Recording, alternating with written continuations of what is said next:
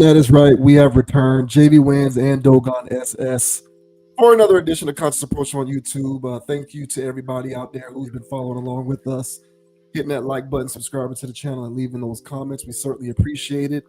As always, I want to make sure to remind everyone that you can now check us out on Apple Podcasts, Amazon Music, and Spotify, just so that we can be available in any and all places possible, so that you can get your Conscious Approach fix if you are so inclined.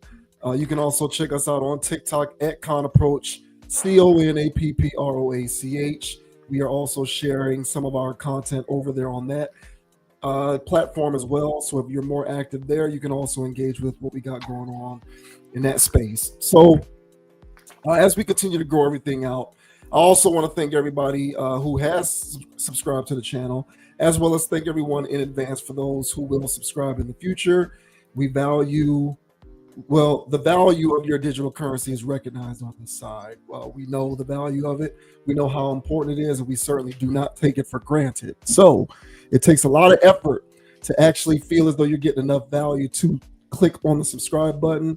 As someone who doesn't subscribe to nearly 10% of the content that I consume, I value my digital currency, and I hope you value yours.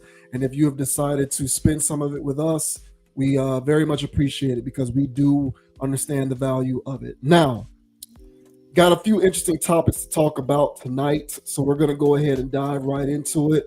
The first thing that we are going to discuss is ancillary fallout from all of this Charlie Kirk hoopla. So unless you've been living under a rock, you already know what's going on with that situation. So now anybody who comments on it is having their entire character assessed, including the Hollywood folks and the people in the celebrity spaces. Jimmy Kimmel made some remarks about the fallout from the situation, and as a result, his show was indefinitely suspended. Now, of course, this happened sometime last week. As of September 23rd, the show was officially reinstated. But during the period of time in which it was indefinitely suspended because of the comments that he made, there was a lot of outcry. There were people talking about how, his show being indefinitely suspended was emblematic of censorship, and it was an attack on freedom of speech and all of our constitutional rights with respect to having free speech and freedom of expression. A lot of people voiced their support for Jimmy Kimmel, saying, this is not good. It's an infringement upon freedom of speech, so on and so forth. One of those individuals who spoke out in support of Jimmy Kimmel was the woman that you see there. Her name is Tatiana Maslany. I think that's how you pronounce her last name. If you follow the MCU, which I do, you will recognize her as the actress who plays She-Hulk on the Disney Plus TV show. Now, I'm not going to go off on a tangent litigating the quality of said TV show. The point is she's the actress who stars as She-Hulk in the Disney Plus show She-Hulk. If you need any dots connected, Disney Plus, of course, is owned by Disney. ABC is also owned by Disney, which means Disney is the entity that indefinitely suspended Jimmy Kimmel Live. In response, Tatiana Maslany said we should all cancel all of our Disney Plus subscriptions. And so this statement on her part went viral. She initially posted about this on her Instagram. So that is what we are going to get into first. I know that was a bit long-winded, but sometimes you gotta kind of set things up effectively, Well, listen, if you go to a restaurant and the table isn't set, you're gonna be like, "What the hell's going on?" Right? All right. Yeah, you got to give people the right amount of context, Mm-hmm. So this says She-Hulk actress tells fans to cancel their Disney Plus subscriptions. Marvel actress Tatiana Maslany, so it's not Maslany, it's Maslany, is calling for a Disney boycott, despite currently working with the company. Cancel your Disney Plus, Hulu, and ESPN subscriptions, the 39-year-old She-Hulk star wrote on her Instagram story. The post comes in protest of Disney's decision to suspend Jimmy Kimmel Live following comments made by the late night talk show host in which he speculated about the motives of the alleged gunmen who unalived conservative activist Charlie Kirk. So there is Tatiana Maslany's original post on Instagram. So you can see there. She used an image of her performing via green screen and motion capture, which is the technology that they use to actually make these effects heavy shows like She-Hulk. And of course, you see the caption at the top: cancel your Disney Plus, Hulu, and ESPN subscriptions. So, of course, this is interesting. Well, this was interesting because, again, she is employed by Disney, being an actress who portrays a character in that universe. And she is, in effect, saying, boycott my employer. The article goes on to say Disney owns US network ABC, which airs Jimmy Kimmel Live as well as Hulu. It also holds a majority stake in ESPN. Disney has not confirmed if or when the program will return. The issue is bigger than one show, though. The indefinite suspension of Jimmy Kimmel Live leads to a deeper conversation about freedom of expression, which some are saying is now at stake. Maslany, who is set to reprise her She-Hulk role in Marvel's upcoming superhero fest Avengers Doomsday, is attracting both praise and condemnation for the post, which could have drastic implications on her career. However, she's not alone. Several other celebrities have voiced their similar frustrations. Lost creator Damon Lindelof declared on Instagram that he can't, in good conscience, work with Disney again unless Jimmy Kimmel Live is reinstated, while actress Amy Landecker shared a screenshot showing she canceled her Disney Plus subscription. Pedro Pascal, Wanda Sykes, and Ben Stiller have also spoken out in defense of Kimmel. Once again, folks, um, as of the time of us doing this live stream on September 23rd, the show has officially been reinstated. And I believe it returns Wednesday, September 24th. Hopefully, I'll have that right. But during this week, there was a lot of tumult as a result of this situation. But more so, I wanted to kind of bring this up as a topic, regardless of the show being reinstated, just to talk about her calling out this kind of level of corporate boycotting via the Disney Plus cancellation thing that she talked about, because I thought that it was interesting.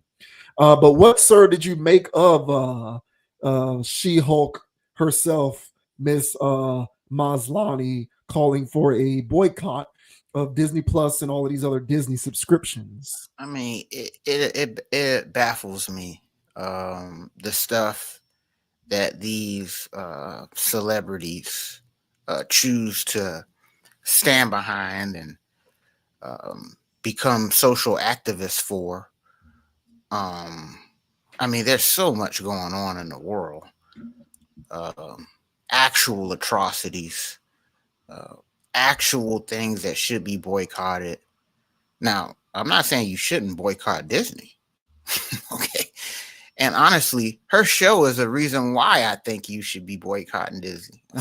All right. So, you know, I don't have a problem with boycotting Disney. I have a problem with these celebrities that choose to get righteous all of a sudden for such an event, get on their soapboxes and tell me what to do, to be on the right side of history.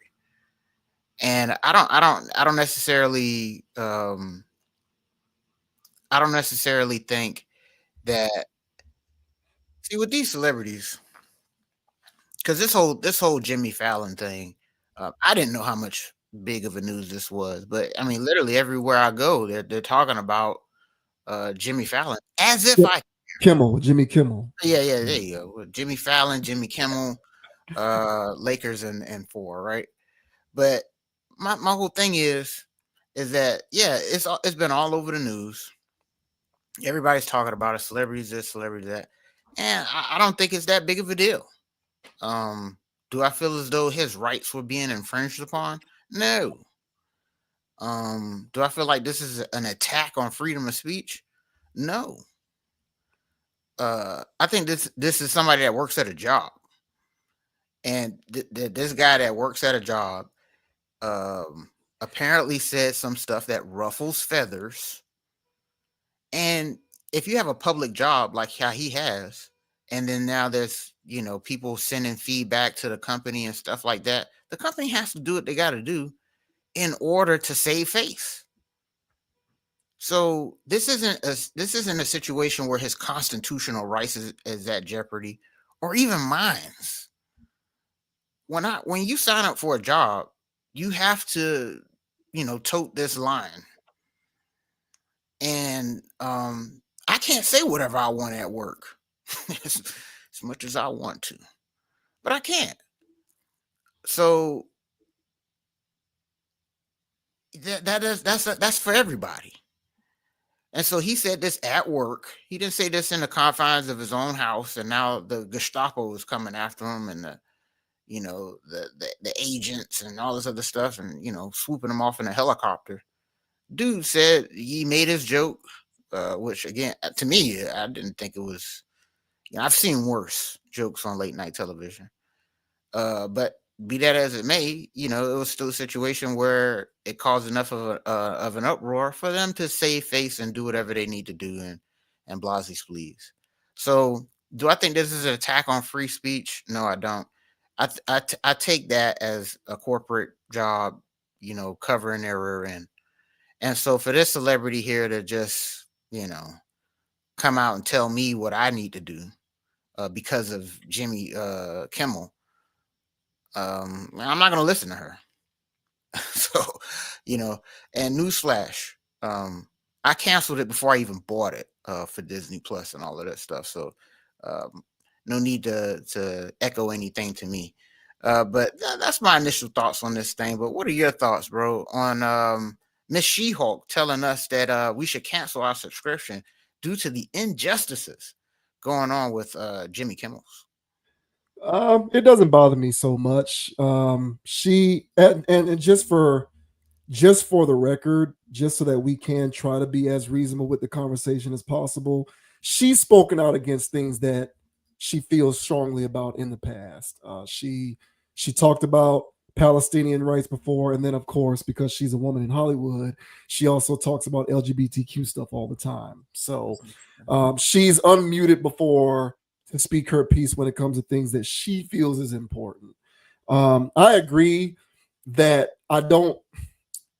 It's tricky because freedom of speech, I agree with you, it doesn't extend to the workplace. And for whatever reason, a lot of people tend to create this separation between the entertainment industry and a 9 to 5. And for whatever reason, the entertainment industry operates by different rules than people who work 9 to 5s or otherwise invisible, inconspicuous corporate jobs. When at the end of the day, I'm inclined to agree with you. Jimmy Kimmel is employed by ABC, which is a Disney company. So he might be highly paid. He might be a highly paid employee. He is nevertheless an employee. He doesn't own the company. He doesn't own ABC. He don't own the studios. He's an employee. Therefore, he is subject to any of the standards that other employees are subject to. And if they feel some type of way about you unmuting in the manner in which he did, and they impose some sort of a disciplinary measure, I tend to draw a distinction between that and an all-out assault on freedom of speech. Mm-hmm. So I do hear what you're saying there. People tend to forget freedom of speech does not extend to the workplace, especially when it comes to the entertainment industry. For whatever reason, people tend to kind of perceive the entertainment industry, and by extension the entertainers themselves, as something other than employees, when in fact Jimmy Kimmel is employed by Disney. He's a Disney employee. So if you commit a faux pas that they feel infringes in any kind of way, regardless of whether it offends your sensibilities because you agreed or disagreed with what was said, the company has the right to impose any sort of disciplinary measure because he's their employee. So I hear what you're saying in that regard. And therefore I am not as, outright outraged by it as a lot of people clearly were, who decided to say that this is a travesty and we all need to boycott and riot in the streets as a result. I do disagree with you on one point, though. Given who he is, I do kind of think that if he said what he said away from the show, like let's say he went on Instagram Live or TikTok and said the same thing, I think the result would have been the same because it would have been like, oh, this doesn't Jimmy Kimmel's comments don't reflect the views of Disney or ABC or blah blah blah. You know how they do that corporate crap where, because of the position that you're in, even if you didn't say what you said on the job, you can still get in trouble on the job. Just like when that woman, what's her name? She was on the Mandalorian, and she was in I think the first Deadpool movie. She used to be an MMA fighter. I'm drawing a blank on her name at the moment, but she made comments about you know speaking on certain aspects of modern society, and she related it to the Jewish Holocaust, and she got fired off of that show, even though she didn't say it at any point while at work, or she didn't say it promoting the show, or she didn't do it. It wasn't related to anything that had to do with her job, but she said it, and it pissed off enough people that they ended up firing her off the show, which I said at the time was completely ridiculous. And this was before cancel culture reached a full tilt the way it is today. So I do think, given who you are and the position that you maintain within this weirdo Hollywood stuff, you don't necessarily need to be at work to get disciplined for saying something, quote unquote, kind of quasi at work. But at the end of the day, is it an all-out assault on freedom of speech or expression? I mean, I don't really know. I kind of feel like you're employed. She isn't an independent contractor. She's not like he isn't an independent contractor. He isn't a comedian who's his own entity. And so even if he says whatever he wants, he can't be fired by anybody. Like, he's not in this space where he reserves the right to do whatever he wants because he isn't owned by anybody. He's owned by them. So if they don't like what he said, they can do something about it, regardless of whether you don't like it or not. So I just kind of feel like saying it's an all-out assault on freedom of speech is a bit murky.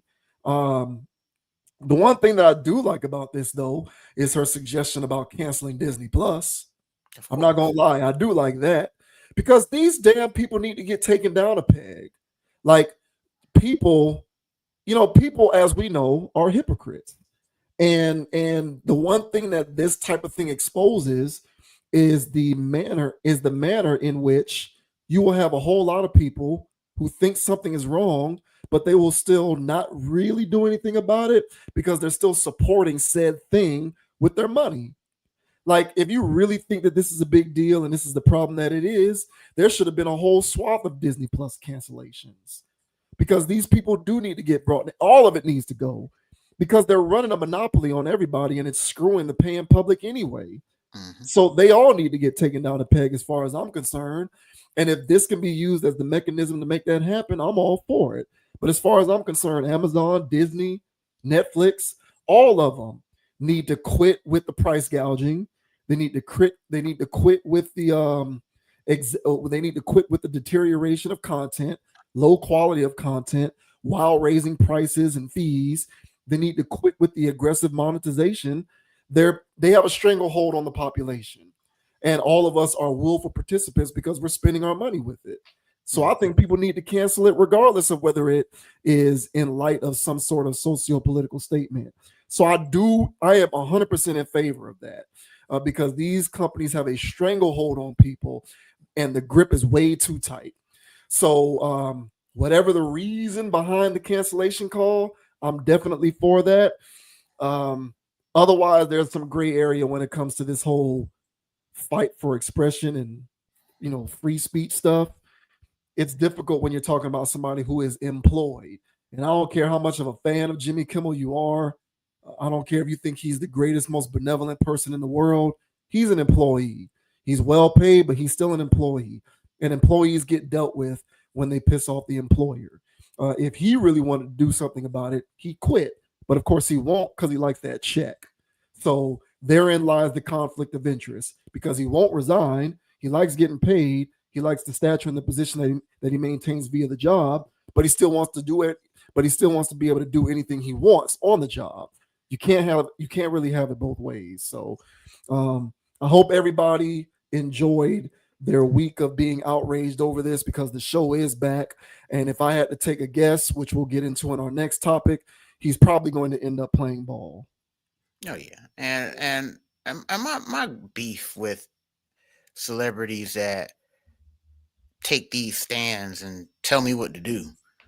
Whether she talks about other things or not, it's the hypocrisy of it all. So the mere fact that she takes these stands on other social issues. So let's say that somebody out there, somebody that's on network television, comes out and makes a joke about LGBT stuff, and it's offensive, air quote, and that guy keeps his job after the controversy.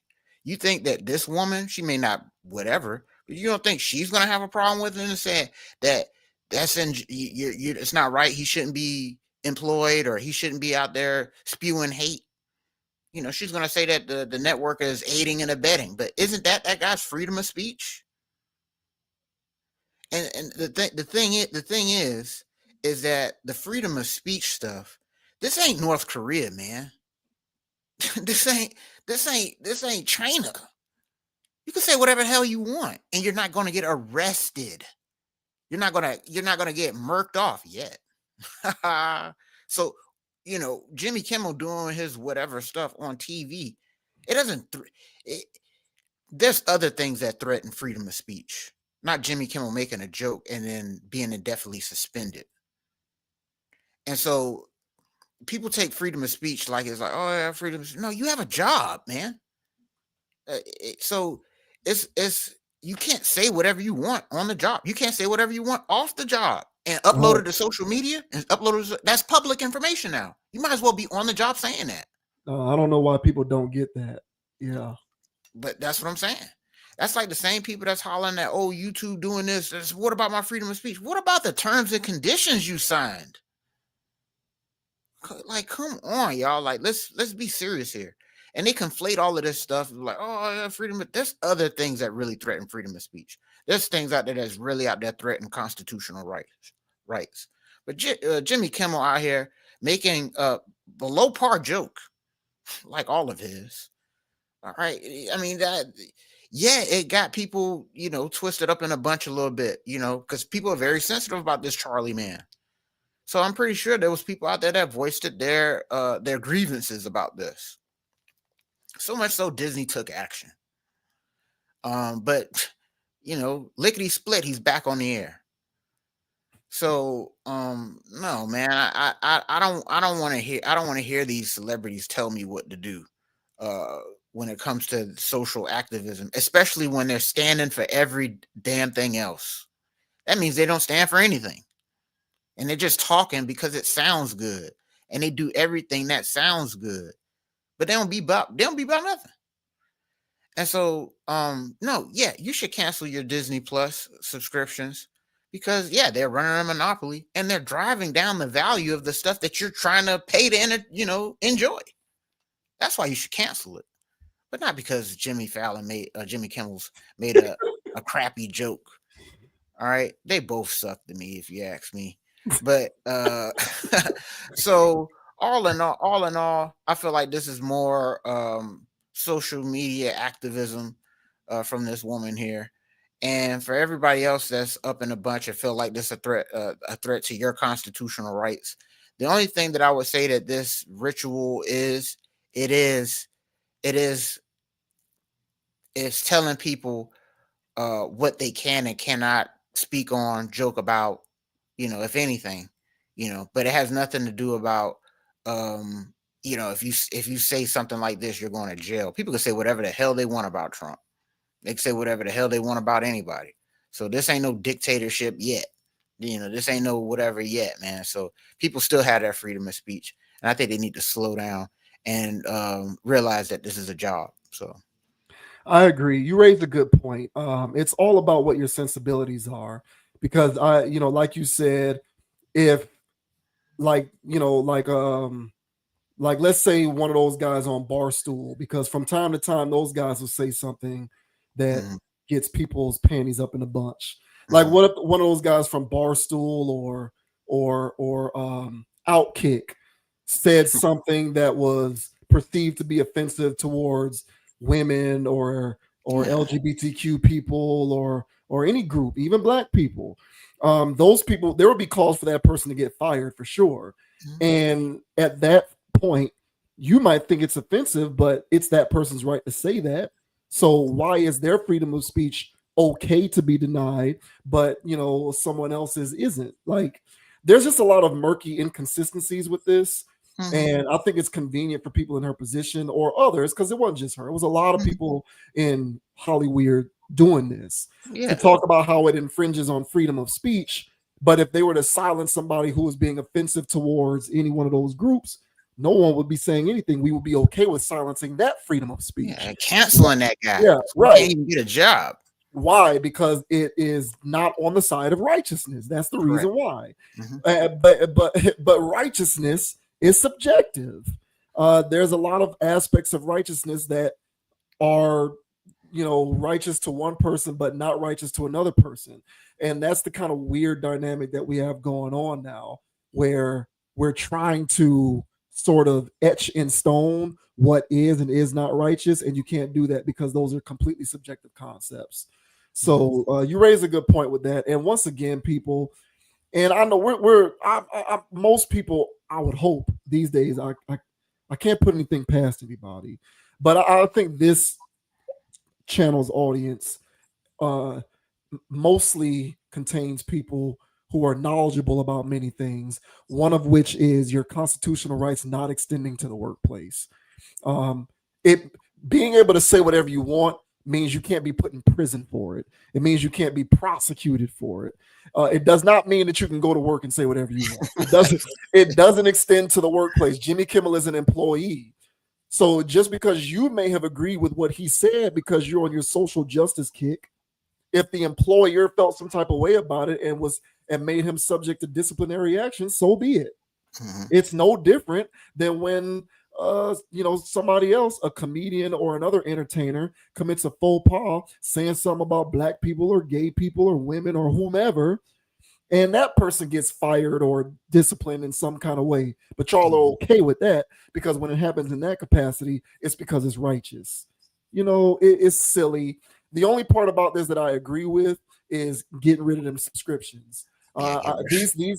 These corporate conglomerates are siphoning people by the day on their resources, and in return giving us worse and worse product, and charging us more and more for it by the month, and that needs to stop. So if it takes this guy getting suspended in order to make that happen, I don't give a damn what the gear is that caused it. The cancellation of the subscriptions is something that does need to happen. So Yeah. I'm in favor of that part. Yeah. Hey, 100, man. But yeah, man, that's my thoughts on that, man, because we can streamline it to the other one about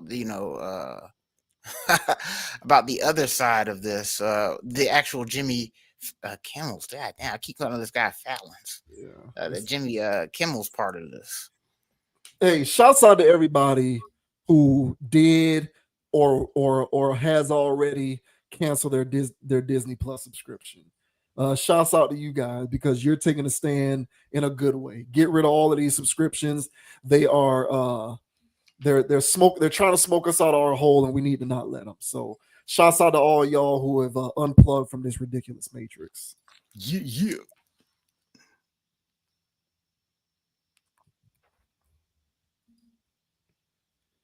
We now transition to the man of the hour himself, Mr. Jimmy Kimmel. The show has been reinstated, and it will return, I believe, tomorrow night. I believe that's when it will return. So of course, we just got finished talking about people calling for boycotts and cancellations in light of his show being indefinitely suspended, but it's back. And so now there's speculation as to whether he'll apologize or just in general, what is there to expect. So this says will Jimmy Kimmel apologize? What to expect once he's back on air? What will Jimmy Kimmel have to say once the late night talk show host is back on air? That's the question on many viewers' minds. Since Jimmy Kimmel Live was suspended indefinitely by ABC nearly a week ago on September 17th, reactions and statements of support from government officials, Hollywood stars, and late night talk show hosts poured in. Stephen Colbert, whose CBS late night talk show was recently canceled, called Kimmel's suspension blatant censorship. And Jon Stewart said ABC's decision was an unprecedented consolidation of power and unitarian intimidation.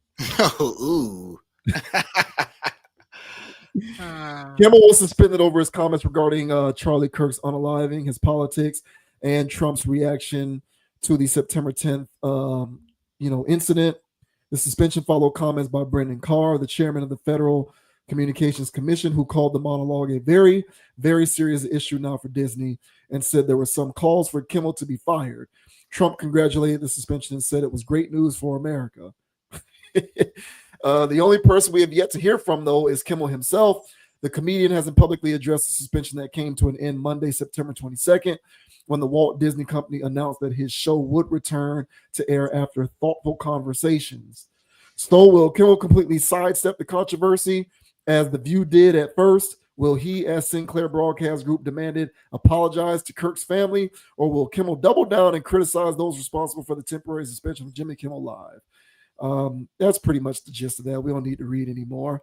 So what say you about what will happen coming off of this mass hysteria with this guy's show? I'm more inclined to think along your lines that he's going to play ball. I don't know if he's going to address this head up, in the sense that he's going to start naming names, the Kirk guy or anything like that. I'm pretty sure he's going to give a pretty generic apology, saying, things, sensitive situations, that aren't funny or shouldn't be made fun of, just a real glazing over it. Nothing actually of substance. Because again, man, when you're dealing with these corporate entities, everything has to be so likable. There's everybody in the room, and you got to make everybody happy. That's the mind of a corporation. So I'm pretty sure they're just going to keep it as basic as possible, nothing too detailed, nothing too whatever, and address the elephant in the room, and then move on. Much like how, like if you go on a cruise or you eat at a buffet and it's some catered food or whatever, you eat it, it's got this bland taste to it. And why? Because, there's people in there that got conditions. They can't have too much sweets, can't have something too salty, too buttery. I'm watching my cholesterol. Yeah. So, so they have to have a corporate dish that appeases everybody. But when I eat it, yeah, I'm like, hey, where's the flavor? So here I go whipping out the spice rack and trying to make sure that it's edible for myself. So the corporations, they do the same thing when it comes to these apologies, when it comes to them pitching something to me. Everything has this bland, uniform way of being. So I wouldn't be surprised if Mr. Kimmel does the same thing here. But here's the thing again, because what I said, Jon Stewart also echoing these talking points as far as it being, an attack of freedom of speech and all this other mumbo jumbo garbage, man. But I think that this situation should highlight to these corporations or anything else, because Jimmy Kimmel and all of his cronies, so that's any of these late night hosts, they all are left leaning hosts that anything that has any conservative point of view, it belongs in the gutter.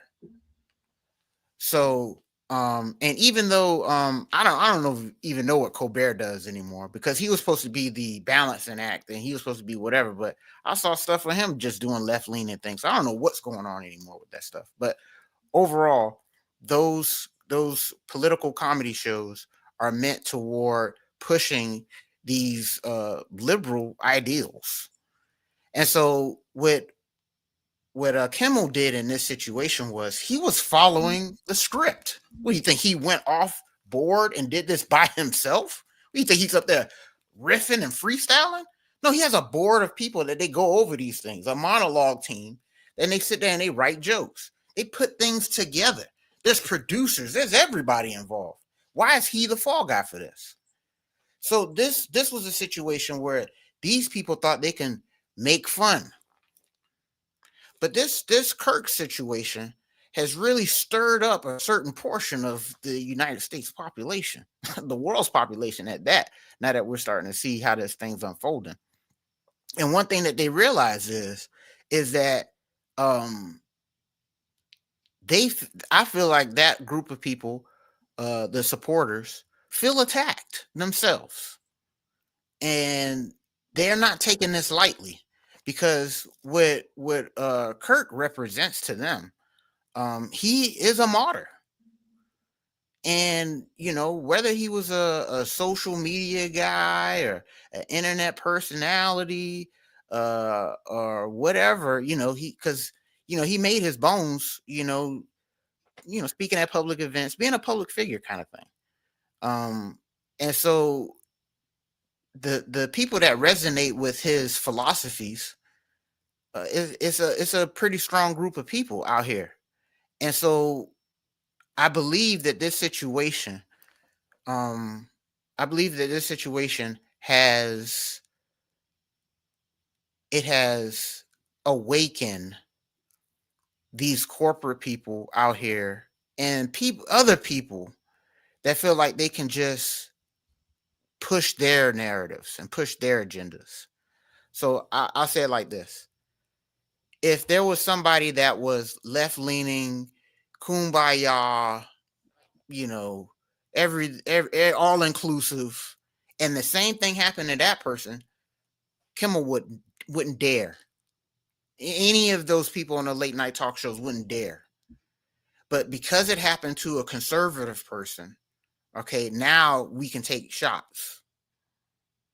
And it's the principle of the matter. And attacking him after he done passed is attacking everybody that's alive that believes in his ideals. And those people, I think they themselves had a wake-up call with him getting assassinated. And then, the ramifications afterwards, when all these celebrities or TV shows in this case felt comfortable enough to double down on it and mock it. So I don't think Disney anticipated this. I don't think that this was a situation where Disney thought they would get backlash for it. But they did, and they had to react. And you're not going to fire a man that you put up to do it. So, but they had to do something to wipe their hands of it and say, hey, look, here's some disciplinary action. He's going to come back. He's going to give a generic ass apology, and we're just going to move on and turn the page. But overall, I think that this was a wake up call for a lot of people, and an interesting situation for sure. But what are your thoughts, bro, on Kimmel finally returning after a week sabbatical? Hope he enjoyed his vacation. Okay. What are your thoughts on him coming back? The apology, will he apologize? What are your thoughts, man? Yeah, I didn't read anywhere that said it was an unpaid suspension. So it sounds like he got a paid week off. And then there's definitely worse off places to be than having a paid week off. What you said was interesting. Detract. So there are people who are shown. There are two groups in the wake of what happened with Charlie Kirk, right? There was the group who was sort of trying to kind of memorialize him and pedestalize him, kind of make a you use the word martyr, hero worship, and talk about his contributions and his ideals and what he stood for, kind of making him seem like this upstanding good person for what he was doing and what he was trying to contribute to society. That was the one group. And then you had the other group who was saying, hey man, what happened to him wasn't cool. But at the same time, the guy also said a lot of very questionable things that a lot of people had a problem with. So Mm-hmm. you had the one group, you had the other group on the other side who's like, hey, what happened wasn't okay, but he said a lot of things that make it so we shouldn't be memorializing him in this manner. I hear You you. know what I'm saying? Because it's Mhm. like what he was saying was offensive and hurtful and problematic to a lot of people. So even though we can all agree that it wasn't okay, still let's not put him on this pedestal, right? So you had those two factions going on. And eventually they started yelling and screaming at one another because Mhm. the people on the other side are saying, well, we are going to memorialize him because that's how we feel about it. And then Mhm. that got louder. And then the other side, they got louder. And they're like, well, he was an asshole. Mhm. So, why should we continue to look at him that way? And as you said, the vast majority of Hollywood and the entertainment industry was on the side of he was a jerk off. So we shouldn't be looking at him that way. Mhm. Because the vast majority of Hollywood and the entertainment industry, I agree with you, is liberal and does lean left. Um, to first touch on, the Kirk side of it and the response to those who were in support of kind of memorializing him and putting him on that kind of a pedestal, a while back we were discussing politics stuff, and I talked about, so I believe that the vast majority of the population is reasonable people who are kind of in the middle. You have the smaller percentages amongst us are on either fringe, they're on either extreme, but I do believe the majority of people are in the middle. But a lot of people who are in the middle are traditionalists. They're traditional conservative leaning people when it comes to their fiscal leanings and their social leanings are more on the traditional conservative side. And so I think what a lot of people are feeling is conservatism and traditionalism being threatened and eroded. And so when you feel like conservatism and traditionalism is being threatened and eroded, you will cling to people who otherwise aren't necessarily directly representing your sensibilities, but they're all you got because no one else is speaking up on your behalf. Mhm. So you'll get a bunch of people who will start to support somebody like Donald Trump, who they might in private acknowledge he's a jerk face who says terrible things from time to time, but at least he's speaking on the things that I care about as a traditionalist. And so, Mhm. come hell or high water, I'm gonna ride with this guy because he's all I got. Mhm. I kind of feel like the Kirk guy was the same way. I mean, he said a lot of objectionable stuff, but to people who feel as though their traditional sensibilities are being threatened and eroded by this hyper liberal stuff that's being pushed as righteous, they became fans of the guy because he became one of the few outspoken people who was at least somewhere in the ballpark in terms of speaking up for the things that they cared about. Mhm. So that's why there was such a large percentage of people who were kind of on that side of trying to show an overwhelming level of support in light of what happened. I think that's why you have that dichotomy going on there. And it's why all of the left leaning liberal Hollywoodites and the entertainment people, Kimmel included, they feel as though they can operate with impunity, making Correct. those kinds of comments because they know they have, for the most part, corporate America and the internet, social media, and the entertainment industry backing them because it's all liberal all the time. Correct. Right. And so you believe you can operate with impunity and say these things, and there's not going to be any discipline. But Mhm. like you, I also believe they didn't forecast the blowback that came from that monologue. It couldn't have been foreseen because it was definitely planned. There's an Mhm. entire writer's room on that show Mhm. where people sit around a table and write this stuff out, and Exactly. then he goes and performs it. So it was 100% premeditated, and you don't premeditate something like that when you are conscientious of the possibility of consequences. Yes. The Agreed. only way the only way that gets through is if you don't foresee the possibility of consequences. Yes. Clearly 100%. they didn't, so it went through, but they were wrong. They miscalculated it because you Mhm. got a lot of people who feel as though their sensibilities are being threatened, Yeah. eroded even, and so they're on the side of defending this guy, and they Yes. feel some type of way about those kind of comments, and so here comes the backlash. Yes. At the end of the day, man, I'll say this when it comes to Kimmel himself. If he's about that life, he'll quit. He'll quit. He'll when I guess whenever the show comes back, he'll show up and he'll say, in light of all these things that have been going on, I feel X, Y, and Z. Therefore, I'm resigning effective immediately. That'll really make a statement. Mm-hmm. If he really felt that way about it, he'll quit. Just quit. Because by staying there, you're saying that you're willing to kowtow to whatever pressures caused you to be suspended in the first place. Mm-hmm. At which point, there's no statement for you to make other than to play ball. Mm-hmm. So if he's really about that life, he'll quit. I, of course, don't foresee that happening. I don't think he'll quit. These guys love their checks too much. He likes being as handsomely paid as he is. So I predict that he'll show up, be contrite, apologize for any hurt feelings that what he said may have caused, blah, blah, blah. You know, the typical corporate contrition tour. And then, like you said, we'll move past it. But if he was really about that life for real, he quit. But he ain't going to do that. Those checks keep coming. He wants those checks to keep coming. So he is going to acquiesce to whatever corporate pressure is demanding of him to do whatever he needs to do to keep that job. Because once again, ladies and gentlemen, he is an employee. He is not a 1099. He is not an independent contractor. He is not an owner. He don't sit on the board of directors. The dude is an employee. And y'all need to stop mistaking handsomely paid employees from everybody else, because we're all subject to discipline whenever we piss off the employer, and he has an employer. So it just is what it is. Hey, man, well said, bro.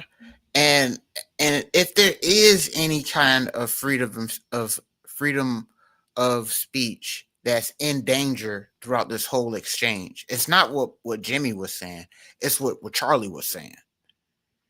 And because we spoke about this before, well, we were speaking about something, and you had mentioned about how schools and these colleges promote these liberal, left-leaning ways of thinking, and it's part of the curriculum. Yeah.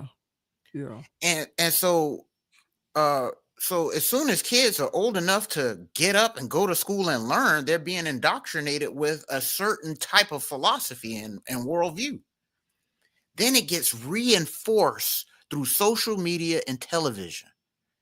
So people like Jimmy Kimmel and Jimmy Fallon, Jon Stewart, all of these guys who do this late night political stuff, their job is to take politics and people who like comedy and want to learn about things or whatever, and skew their worldview, no different than in a classroom, to a liberal way of thinking about things. And so their job is to promote and push the same thing that's getting pushed in schools and stuff. And so what's really at risk here is anybody that has an alternative thought to the school system and these major corporations. And so Jon Stewart sitting here going, oh, it's an attack on, no, it's an attack on y'all's agenda, whatever that may be. And you feel that your agenda is being threatened. Well, newsflash, man. The people who speak out against certain things and have a difference of opinion than you, okay, they feel as though they're being threatened by you. And so all in all, if there was really a bipartisan way of dealing with the entertainment industries and these TV shows and stuff like that, where there's a balance, like you always like to talk about, of this and that going on, then who cares, man? But there's an aggressive way that these programs are being handled. There's an aggressive way that these things are being taught in schools, okay? And that aggression is pretty much, along with some other things, is what Kirk would talk about. And so, and then, as you mentioned, for his supporters out there and everybody else who's sitting here watching this craziness go on, they send their kids to school, they coming back with weird stuff. They try to take their kid to see Lightyear, the movie. Now he got to answer weird questions. And how dare you to not want to see that? Yeah, you know what I'm saying? You're part of the problem because you're uncomfortable with that being in kids' movies. Yeah, I'm the crazy person. Now I have to have this conversation with my son. It's like, what's going on here? You know what I'm saying? And so and I know Kirk talked about a lot of other things, okay? But the point I'm making here is that he was in opposition of what the mainstream narrative wants us to think like. Yeah. And so go ahead. No, I was just gonna say I really do think that if we were living in a more balanced state in terms of public discourse, Correct. Yes. he wouldn't have had so many fans. Agreed. I think the reason why Charlie Kirk had so many fans is because public discourse when it comes to social issues has become incredibly one-sided. Yes. And listen, folks, I am saying this as a person who checks off the majority of the marginalized community boxes. The protected class. Yeah, like the only boxes I don't check is I'm not a female and I'm not on the sexual spectrum. but I'm a younger person. I'm a black person. You know what I'm saying? I'm a black male. All of that good stuff. So I'm saying that as a person who checks off several marginalized community boxes, and I can acknowledge that when it comes to the public discourse around social issues and social commentary, it's become completely one-sided. Yes. And the one side that's dominating the discourse doesn't see an issue with how one-sided it is because they believe that their side is righteous. Yeah. So it's okay to continue to dogmatically control the narrative because it doesn't matter whether we're in control. Our side is objectively right. Therefore, that makes it okay. Yes. And I think a lot of traditional leaning conservative people, they perceive that to be a threat in terms of how they view all their stuff. Fiscally, family values wise, socially, all of these things that they would like to impart upon their own children and all of these kind of things, they're being inundated with all these messages saying that you're wrong inherently for doing that kind of stuff and passing along those kinds of ideologies and sensibilities. They take offense to that. And so in response, because they don't have too many people championing their way of looking at life, they're going to latch on to extremists like him. Mm-hmm. Because I'm willing to agree that he did lean a bit extreme when it comes to a lot of the things that he said. He did. But when you don't have anybody speaking up for you in any considerable way in any of these various spaces where a lot of people are listening, you kind of don't have a choice but to kind of fall in line behind them. So it highlights the lack of balance when it comes to social discourse that we are presently living in. And I think anybody who disagrees with that is not paying attention as far as I'm concerned. I agree. And I also think it's how he was taken out too. So if he, passed in a car accident or something else that was just, an unfortunate happenstance, hotel, bathtub, a situation like that, then it'd have been like, people would have felt bad about it, mourned about it, but they felt attacked because they saw the level of violence that took them out in the first place. And they feel like they're under attack. People could call them a protected class of people, and they're not protected, but they're the dominant culture, the this and that, and they got everything going for themselves. How dare they think that it is no, there's a group of them that feel like they've been under attack for years now because traditional things and other things are under attack. But there's a Venn diagram of how a lot of people feel in different cultures and societies. But one thing that they haven't seen was the MLK situation. I'm not comparing the two, but I'm just saying they haven't really seen that. And this is their first type of situation where they've seen one of their boots on the ground people get treated like that. And it causes a trauma and a reaction and all these other things that they're experiencing right now. And it was a wake-up call, I believe, for their community for that, because now I think they really feel like they're under attack. And so yeah, I think it was a gross misunderestimation by Disney and Kimmel and the crew, and they just thought they can just poke and laugh and we got another one type of situation. But I think what the country is, I think what his supporters need to understand, okay. Because if they 100% agree to everything he said, they may not they may not see the bigger picture. But I would say this is that everybody in America is under attack, and that's across all groups, okay, all racial groups, whatever religion you into, whatever. If you're an American citizen, you are under a form of attack, and it's because this country was built off slavery. And then there's just tiers of slavery. But at the end of the day, you still need to be a slave. And if you start fighting back, you start resisting, these principalities, you're going to start to see what happens to your leaders. So hopefully there was a wake-up call in this situation that we're all in the same boat.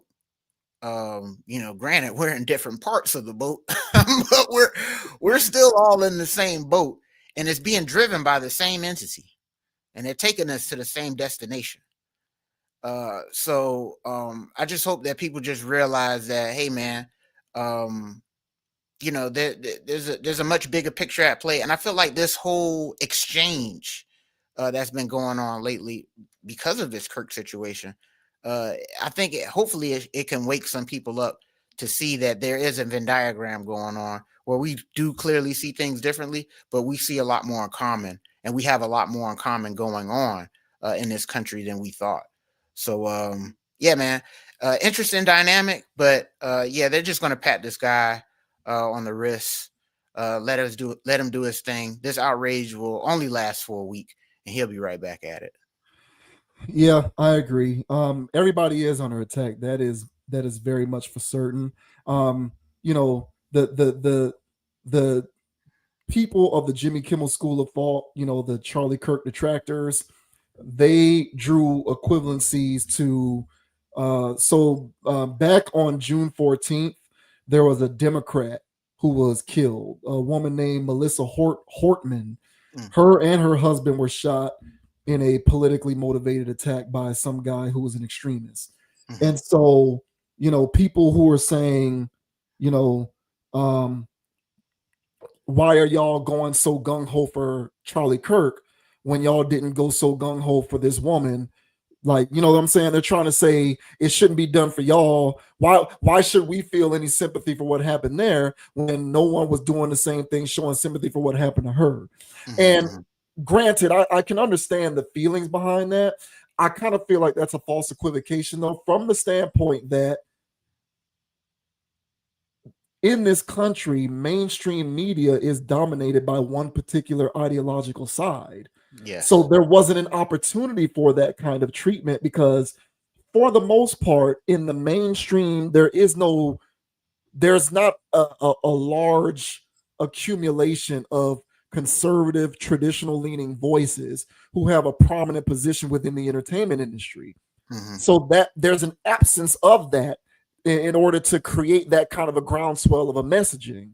Mm-hmm. Whereas when it comes to an individual such as Kirk, because so much of the entertainment industry and the internet and social media is on the left-leaning side of things and is liberal, you're going to see that kind of diametrically opposed treatment play out right before your eyes, because that kind of viewpoint is dominating all the traditional media spaces. Yes. If it was more balanced, maybe we would have gotten what you were looking for so that you don't feel some type of way about the fact that he's being memorialized. Mm-hmm. But we don't have any balance.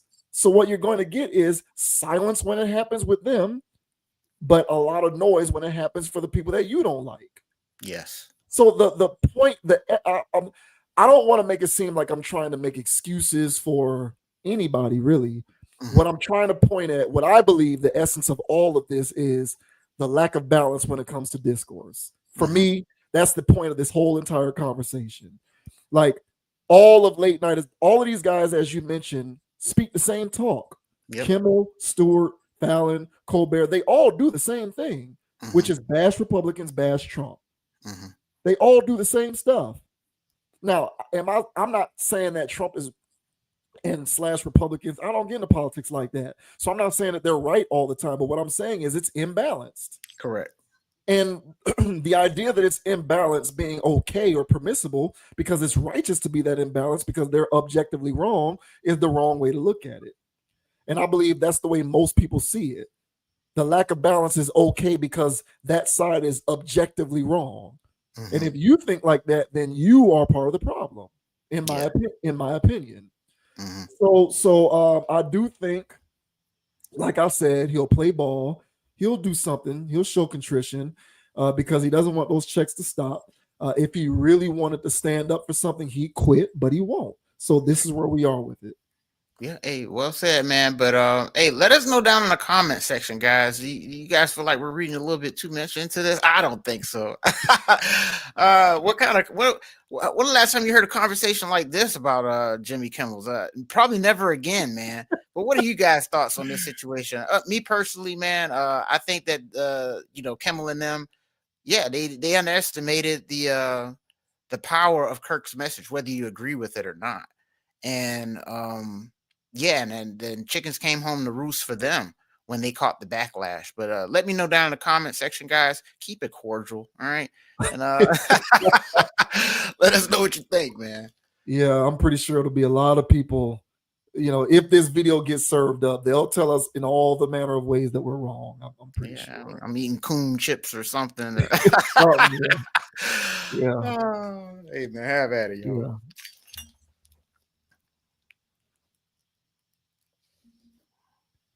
Moving on to lighter fare, we are going to talk about comments that Steve Harvey made in reference to Lori Harvey during his appearance on an episode of The Pivot.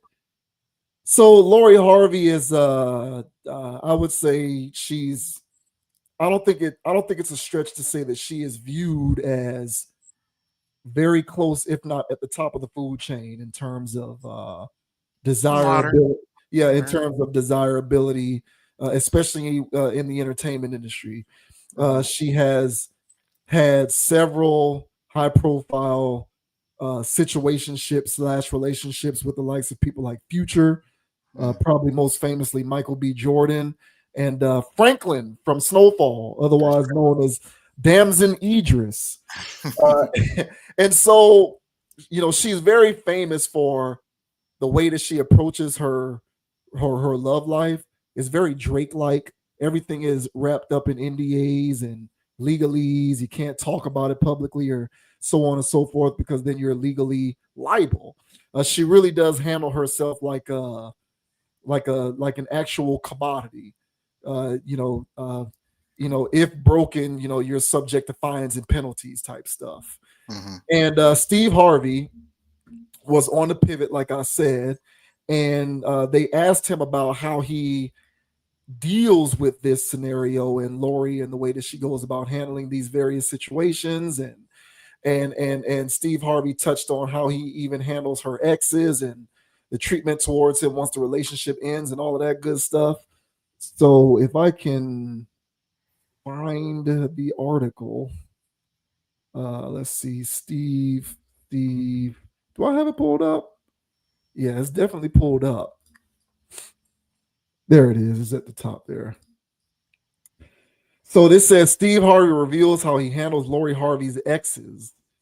Steve Harvey discussed running into one of Lori Harvey's exes and how she wanted him to handle the situation during Tuesday's episode of the Pivot podcast. He explained that she wanted him to view her exes as his own exes. The conversation began with him noting that it's been hard for him to watch her date in the public eye. Steve added that Lori's status as a celebrity attracts a certain cat. Let's see. I'm skipping past the quotes because I'm just going to play the video. Lori Harvey has been involved in multiple high-profile relationships over the years. She's been linked to Future, Michael B. Jordan, Damson Idris, and more celebrities. The most noteworthy of them was Jordan, whom she dated from 2020 to 2022. She previously addressed her breakup on an episode of his morning show. I feel fine. I'm fine. I still got to go to work. I still got to take care of my family. He said jokingly at the time, I'm Team Lori 1,000%. She's my daughter. I love her. I support her. So here is the man himself, Steve Harvey, talking about how he handles Lori Harvey's dating life and her exes. As she's gotten older, and now you can't tell the men, I'm gonna do to you what you do to them. How difficult has it been to see Lori date now? It's hard, man. I ain't even gonna lie, it's hard. I've had to swallow some things, And I feel for her because she's in the public.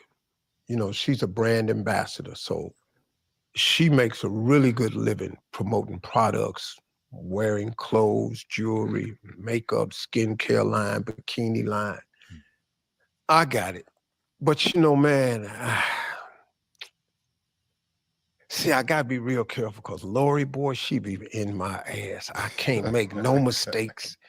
I can't make sense. I saw one of her exes somewhere at a game somewhere, and I shook his hand. Boy, I can't even touch his ass no more. I better not acknowledge him or look at him or nothing no more. So I'm off limits. If you are ex, your ass is my ex too.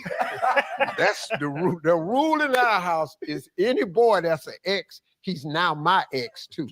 I must hate him like we was dating.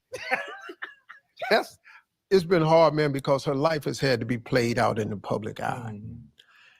People don't understand when, like you understand, you have attractive daughter that's in the light, it'll attract a certain demographic of men. Yeah, certain cat, man.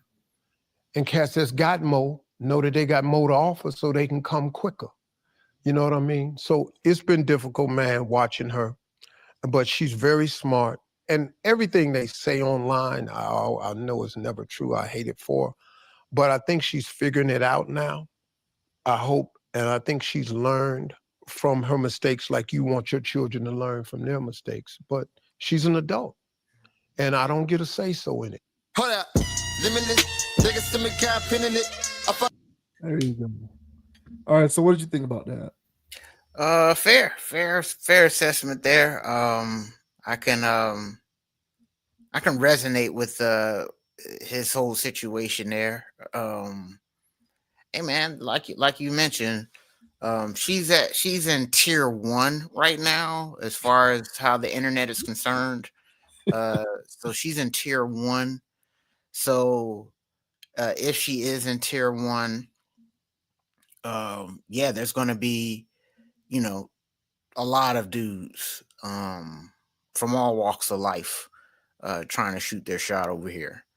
And so much like how he said, she's living her life in the public. Hey man, even when we were coming up, man, and whether it was high school or college, at your job, you know what I'm saying? You knew about whatever, female and her little dating situation where she'll be either dating, have a boyfriend and break up with the guy, or she was dating somebody at the job and then broke up with the guy. Like, people know about, regular situations where girls are dating and figuring it out. And when she's dating and has this boyfriend or a situationship, he's smashing, but it's a local situation. Everybody don't know about it. And so for Harvey, this girl here who's living like a modern woman, yeah, everybody knows about her hit list at this point. You know what I'm saying? Everybody know who smash. So that's kind of wild for being the father. And I'm sure that's wild for her too. But him mentioning that she's figuring it out and moving different and doing whatever, that I guess that comes with the territory of, being a public figure nowadays with social media and stuff. But yeah, man, handling it with a situation of, hey man, my daughter broke up with this guy. I'm sure it was for good reason. And treating it in a standoffish way, not dapping them up, not doing all that other fun business or whatever. Yeah, man, that's not it. The way I look at it is if I broke up with a female and I was cool with their, with the mom.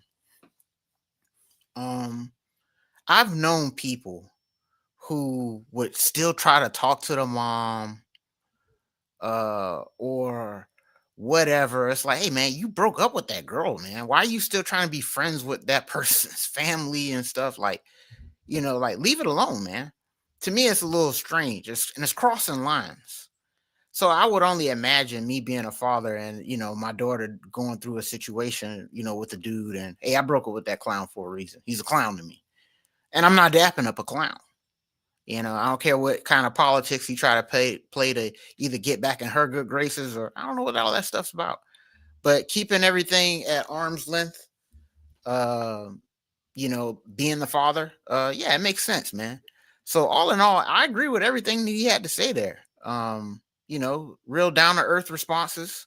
And yeah, man, when you got a daughter that's considered number one in the country, yeah, man. You know what I'm saying? You got a lot of teams trying to beat that up, man. So, but what are your thoughts, bro, on what Steve Harvey had to say of how he has to treat his daughter's love life? What are your thoughts, man? Yeah, I agree with you.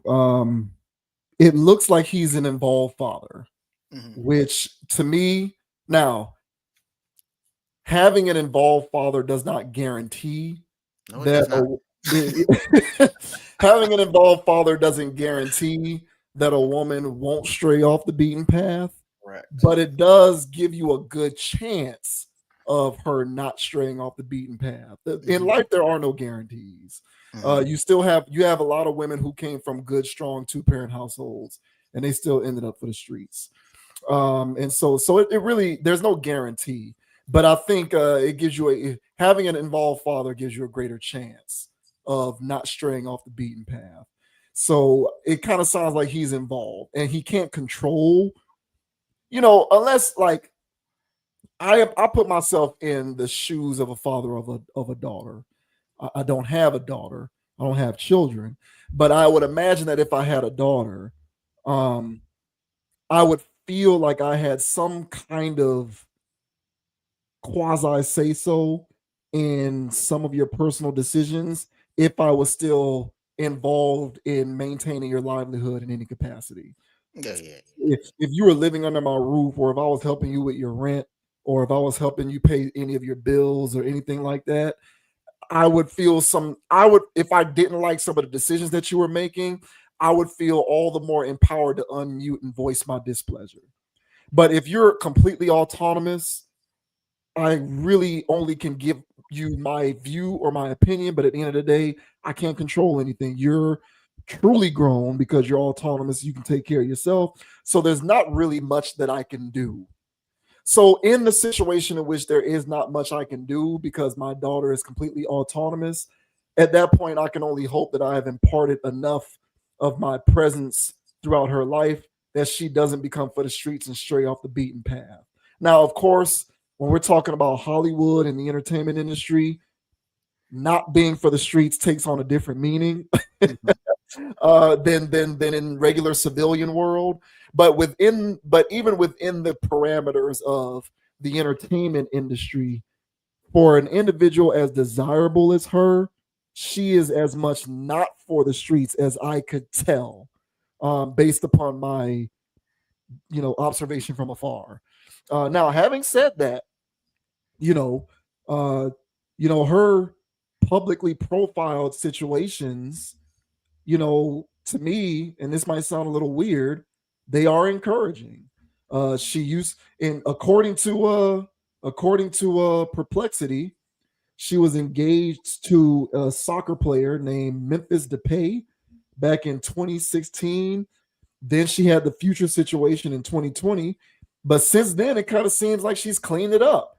And she went from Future to Michael B. Jordan, and that was everybody's fairy tale romance, especially black people.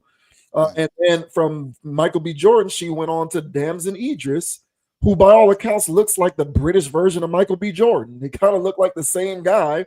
It's just Damson Idris is from the UK. My point in saying that is, one of the things that we've actually been talking about this on the channel now for a couple weeks. One of the things that kind of bothers me with relationship commentary, especially the double talk 304 in the streets, weird talk that comes from a lot of women these days, is there seems to be a lack of accountability for poor choices. Like, a lot of women these days will unmute to talk about the nature of men, how they behave or do things in ways that don't lend themselves to stability or building a family or being a good husband or being a strong um, provider or a strong, pillar within the family setup, that kind of talk that they'll do. But at the same time, I never really hear them holding themselves accountable for over and over again, engaging in their own brand of insanity and choosing the same men who are going to give them the same results. Mm. So there's this aspect of their pathology which sort of knee jerk leaps to looking at men as the issues for why their relationship life is an abject failure, without taking into account that those aren't the only men in existence. Mhm. Like you can change your reality if you just switch up your strategy and how you go about dealing with men, and then you'll probably get different results. But you Mhm. can't have it both ways. And so, like, an ongoing theme for me, especially the last couple of weeks, has been an inability on the part of some, not all, but some women to hold themselves accountable for making poor choices when it comes to men. Not saying that men are absolved, because once again, men are ultimately the most responsible, because men are the gatekeepers for marriage, children, and family. So Mhm. ultimately, men are most responsible for relationship slash marriage slash family dysfunction. But women do play a role in said dysfunction as well. And I Mhm. believe their role comes from their propensity for repeatedly making poor choice after poor choice for whatever reason, thinking that it's going to be different. And the reason why I bring all of that up is because I kind of look at Lori Harvey's track record, and she didn't go from a professional athlete to a rapper back to another rapper or a professional athlete. She went to a guy who's been called corny publicly in the entertainment industry. You know what I'm saying? Remember when we talked about Michael B. Jordan calling out that interviewer because he felt some type of way about the fact that years ago she called him corny? Mhm. In certain circles, Michael B. Jordan is kind of looked at as like the good guy, well-to-do, the anti-future, if you will. And she's with that guy. Russell And Wilson. now, yeah, there you go. And, and, and now, and now she's no longer with Michael B. Jordan, to a lot of people's dismay, but she's now with this guy, Damson Idris, who kind of looks like I said, the British UK version of Michael B. Jordan, kind of a normal guy. Other than, of course, him being an actor or whatnot, he's involved in the entertainment industry, but there isn't the same level of Mhm. inherent. Rock star. Yes, there isn't that same level of inherent toxicity that comes with maybe an NBA player or an NFL player or a guy like Future. Mhm. And I believe that that is at least tangentially related to the presence of Steve Harvey as like as a present father figure. Now, Mhm. am I saying that Steve Harvey is the perfect father? No, I don't know how good a father he is. I'm not in their household. I am not trying to speculate on that level. But he speaks on what she has going on conscientiously enough for me to believe that he is at least an involved participant in the goings on of her life. And so, hey, man, she might be dating in a masculine way, making dudes sign NDAs and whatnot. But it would be one thing if she was bouncing around from rapper to rapper, from NBA player to NBA player, or from NFL player back to another rapper. But, she dipped her toe in that pool.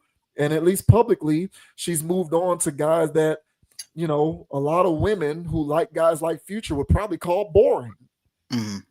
I would imagine a lot of women who love guys like Future probably look at Michael B. Jordan and call him boring. They may not always call him corny like Russell Wilson, but you Mhm. know how these women think. They'll probably call him boring or lame or not exciting or a lot of the other stuff that a lot of these modern women like to put out there these days. That's how they would characterize a guy like that. Mhm. And yet here she is frolicking around with them. So I kind of feel like it's a step in the right direction from her, and I do at least in small part attribute that to Steve Harvey's presence. So yeah, I agree. I like what he had to say. I'm not the biggest fan of Steve Harvey, just like I'm not the biggest fan of any celebrity, but I'll call it how I see it. And in this instance, I see it fairly. Yeah, and mind you, him saying that her being a brand ambassador and all these other things. So she doesn't act, as far as I'm concerned, but she's in the industry. She is an industry person, so she's gonna date industry guys, 100%. and so That is what that is. I don't know what that world's like. I'm because Harvey, not to get sidetracked, but Harvey, he's got the baby oil accusations. He he was I mean, there's a compilation on TikTok, man, of him just talking about baby oil in erotic ways on numerous occasions on his show.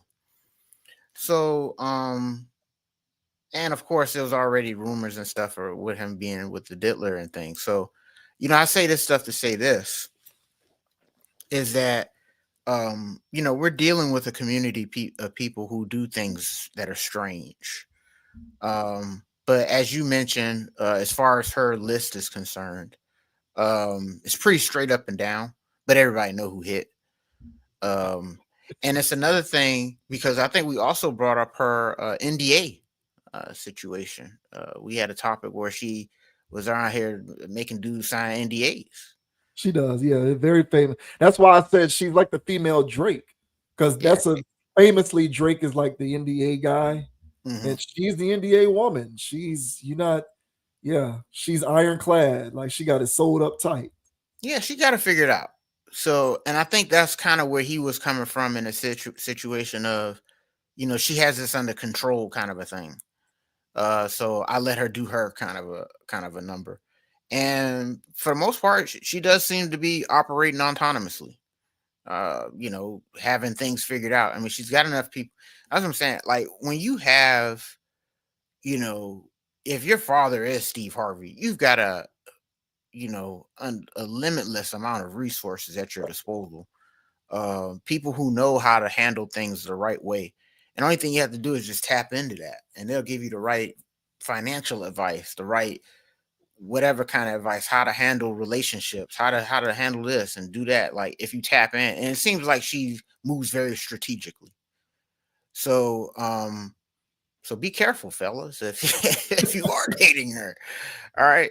Because as far as I'm concerned, she's the only female that I know in the industry that makes dudes sign NDAs. So we'd have to look that up. I doubt she's the only one, but no, she's not the only one. No, she's definitely the most famous. She's definitely the most notable one for sure. I would say this. She's not the only one. She's not the first, but she's the only one I know about. And that's saying something. And that's saying something.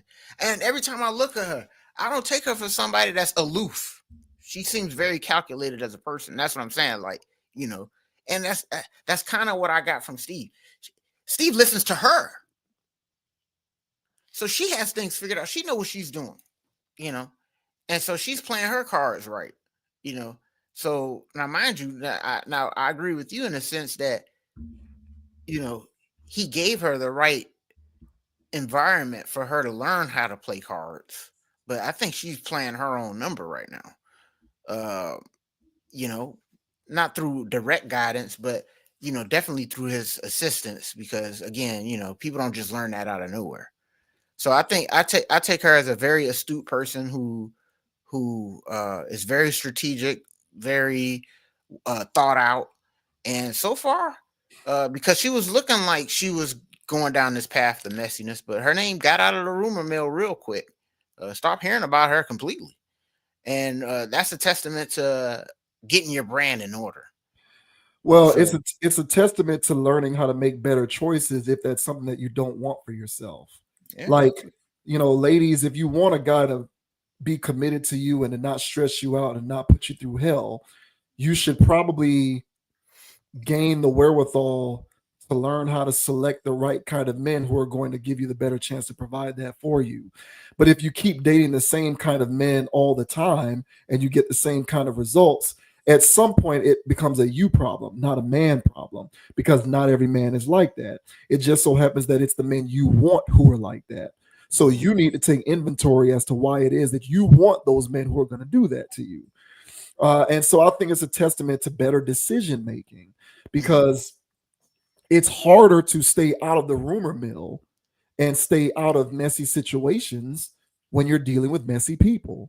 You're far more likely to remain in messy situations and in the messy TMZ rumor mills when you're dealing with messy people.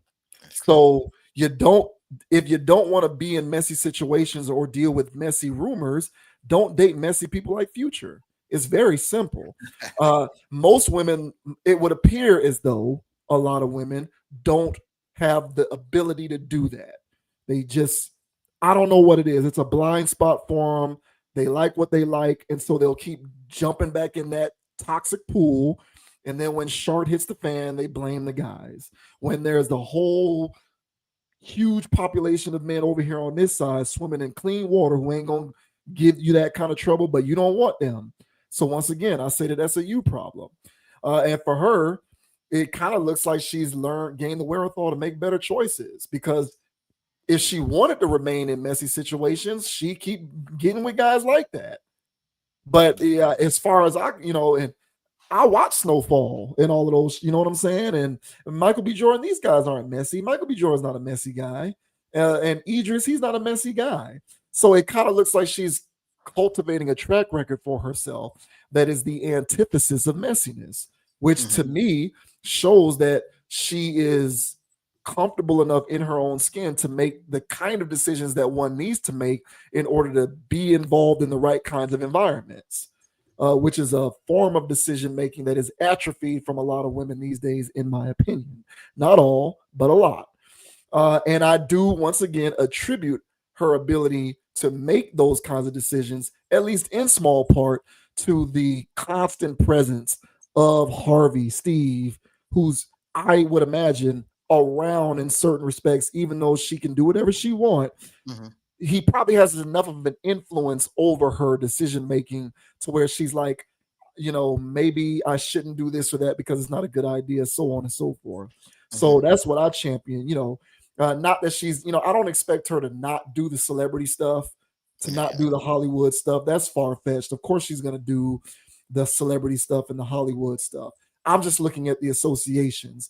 And for me, it would be one thing if she was jumping from one rapper to the next, or NBA players and NFL players, like I said, but she's not doing that. She's jumping onto these clean-cut Hollywood guys. So that I do think that there's something to be said for that. And so, shouts out to her for being able to do that, albeit the fact that she does it in a very masculine way. Yeah, hey, well, her dad told her to think like a man, right? And so, hey, man, all this is gonna go out the window when she pop out with Kevin Gates one day. And then what you gonna say? At that point, we'll have to come back on here, and I'm gonna have to eat that, because I'll have to take all of it back. I'll take all of that back. Hey, man, people live and they learn, man, and they make mistakes, man. So we'll see, man. But hey, shout out to Lori Harvey, man, for staying out the rumor mill. I guess Steve Harvey for keeping that mustache greased up, bro. So shout out to y'all, I guess. Well, he had to get something greased up. He couldn't get the he had to retire the enhancement tape line. He had to retire that enhancement tape line. So got to keep something greased up. That man unit, that's crazy, bro.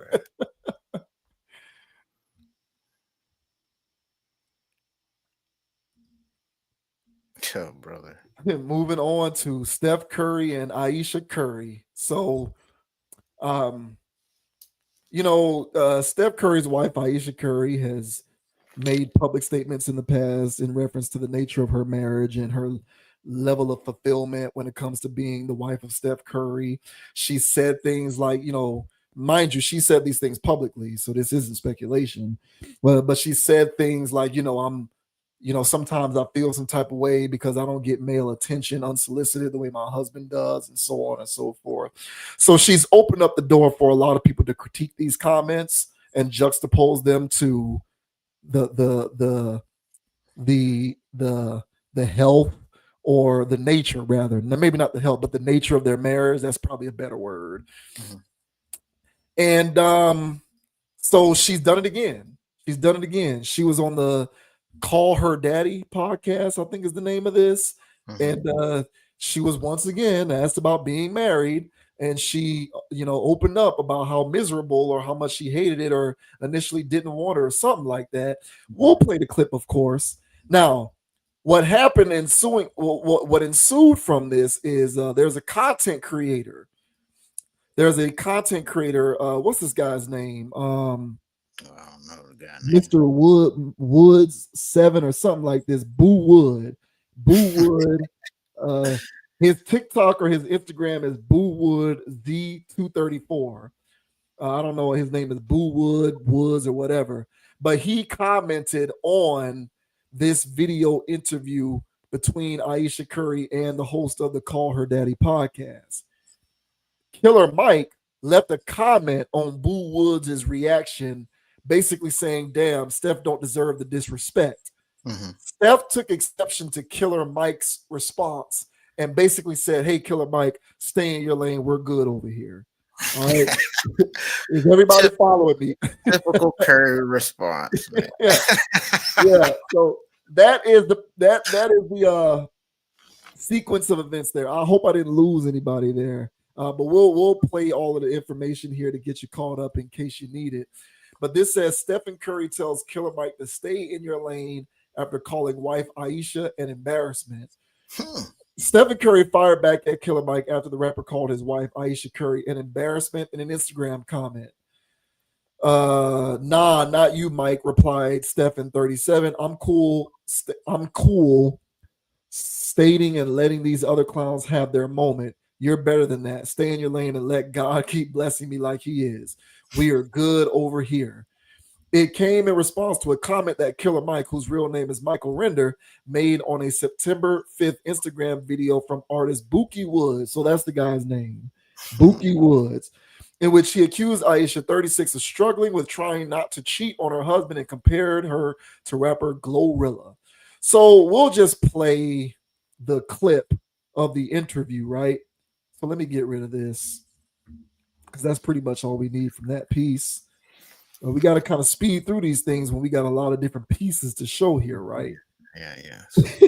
So here is the interview, a piece of the interview with Ayesha Curry on Call Her Daddy, commenting on, how she didn't initially want kids or marriage. Did you always knew you wanted a big family? No. So I didn't want kids. I didn't want to get married. I thought I was going to be career girl and that's it. And I had my eyes set on my goals. And I was never the little girl that like dreamt about the wedding dress and all of that. And then it happened so early in my life. So it's one of those things like you don't know what you actually don't know what you want. I in the beginning hated it so much. I like did not sign up for that. I also always thought like I didn't know that he was going to end up playing basketball. Like he said he wanted to be a high school basketball coach. Like I thought I was going to be like the girl out there getting it. So I didn't know. And so it's just like, it was weird. And sports fans are so different than like maybe entertainment world fans. And oftentimes it's like very ruthless. And so I think I wasn't expecting that either. Like one time, right after my first was born, she was whiny. So I was like, let me just nurse her in the back seat. And Stefan was putting a bike or something in the trunk. And this woman like opens the car door and she sticks her head in and she's like, I just wanted to see the baby. And I'm like, oh, excuse me. And she looks me dead in my face and goes, oh, honey, you know what you signed up for. And then like shuts the door on me. And I was just crying because I was like postpartum. I was just bawling my eyes out. And I'm like, what? All right. You know what you signed up for. She was gonna be the girl out here getting it. What that mean? You know what that means. Hell no. You know what that means. And so in response to that, Bookie, that content creator, Bookie Woods, the article called him an artist. I've never heard of him though. Yeah. But yeah, so here is Bookie Woods commenting on what we just showed, and you can see Killer Mike's comment, and then Steph's response to Killer Mike's comment in the lower right-hand corner of the screen. So here is Bookie Woods commenting on this. Oh wait, hold up. Gotta take that mute off.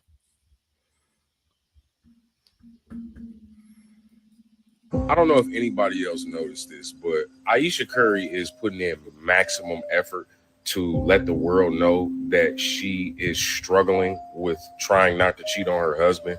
And because she can just smell an opportunity to embarrass this man, because she gets on every interview telling everybody about just how frustrated she is with his success, how frustrated she is that women desire him, how much she wished it was her being lusted after by people who don't give a fuck about her, how desperately she wants to get attention from other men, how locked down she feels with the kids. Every fucking interview she goes on, she unwarrantedly forces us to listen to her vent about her not wanting to be with her husband. She wants to go be Glorilla or some shit. Like, we get it, bro. Just go drop an album or some shit. Like, stop embarrassing this man, bro. This shit is getting pathetic. Some shit I randomly think about is the fact that Aisha Curry really got on a nationally televised interview and told the world, flirted with a male stripper, and then told the world the reason behind that is because bitches be flirting with her husband and she feel like she don't get the same attention. Ma'am, your husband is Steph Curry. Have you ever hit 11 threes in a game? Has Mike Breen ever said, bang? This you ever smacked from half court consistently? 40, 50 feet away? You got 4 rings? But see, this is the further dilute the whole women never go for what they say they want. They say they want one thing, and then the nigga they end up with embodies none of those qualities. So Aisha Curry got exactly who women say they want. And she went on national television and disrespected him, flirted with a stripper in front of millions of people. And nobody calls her lame for that. All right, there you go. So there's the I'm gonna want to bring it back because it didn't stay on the screen the whole time. But there's Killer Mike at the top. He said, "My N-word says she want to go be Glow. Man, Steph doesn't deserve the embarrassment. For real, for real. God bless him." And then there's Steph responding to Killer Mike down at the bottom.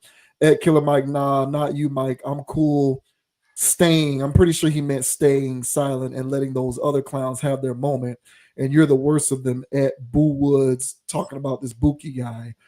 But you're better than that at Killer Mike. Stay in your lane and let God keep blessing me like he is. We are good over here.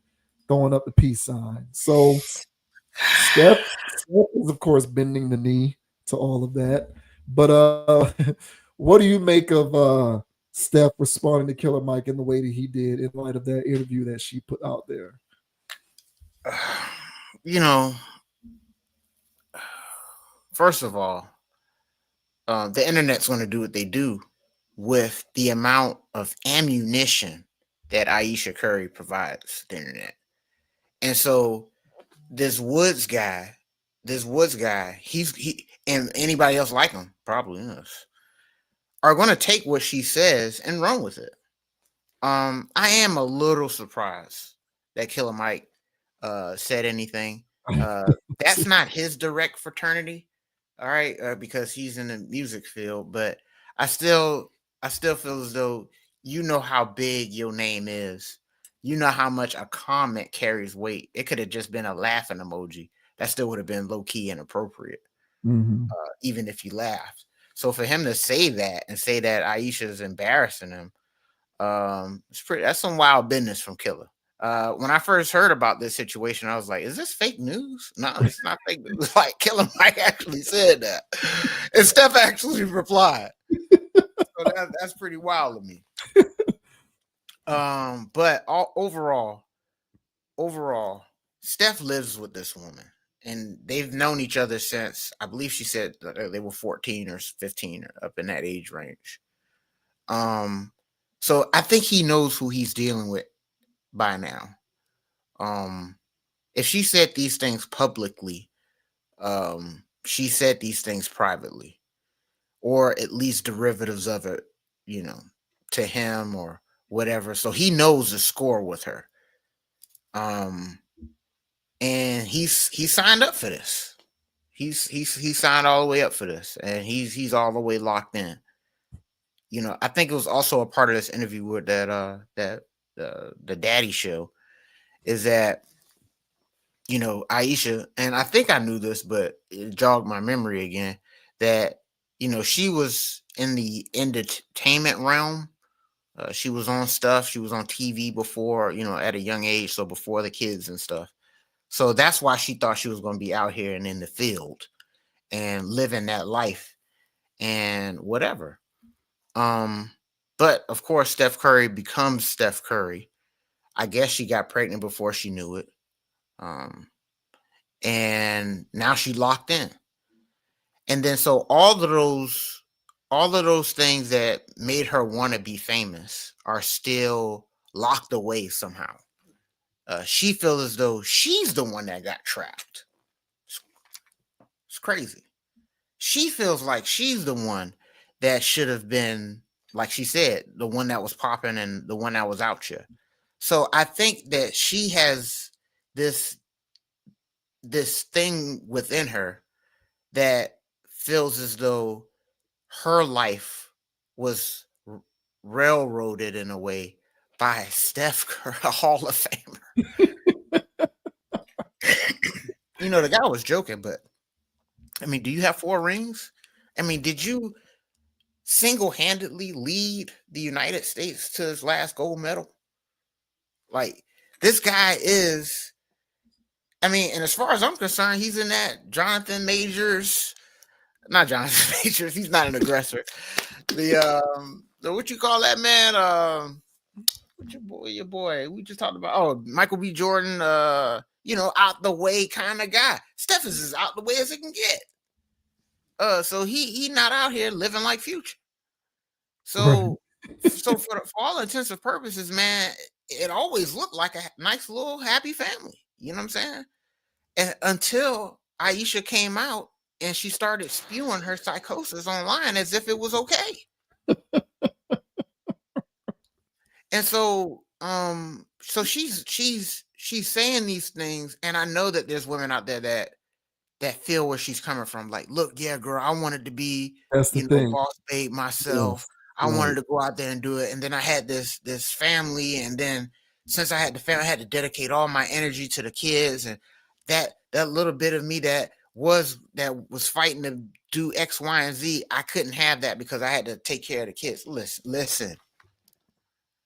You had to do what you were ordained to do. Oh, look at this misogynist. And you had to be a mom. And that seed in your mind that grew into this thing, an inception was performed on you that told you that you had to be some boss babe, some celebrity out here killing it, or some whatever, that's some businesswoman, wearing a Hillary Clinton business suit on the top floor of some penthouse, running some firm.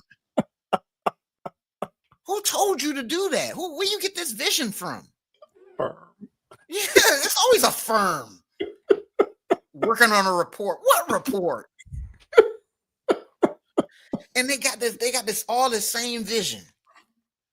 And what did this inception come from? So Aisha's is a little bit different because she was in the entertainment realm, so hers was in that field, but still, nevertheless, it's that same thing that this man slowed me down by giving me security in a family.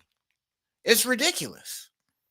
So yeah, she looks wild for saying these things, doing the things that she does, but Steph seems, again, like I said, he seems to know what he invested in.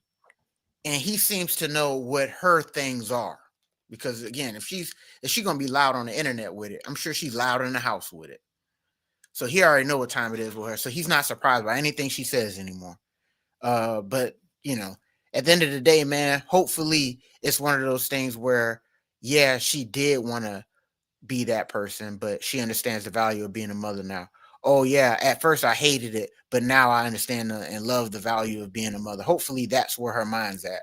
But the more she keeps getting online and talk about these things, leads me to believe that there's definitely regret for being a family woman to a Hall of Famer, which is incredible to me.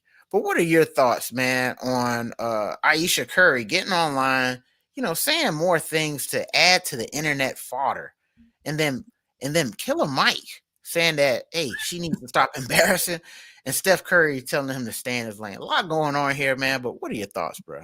It is a lot going on. Like you, I am also surprised to see Killer Mike show up in a random way like that. I don't really know much to make of it, other than Killer Mike is kind of parroting a lot of what the internet is saying about the situation.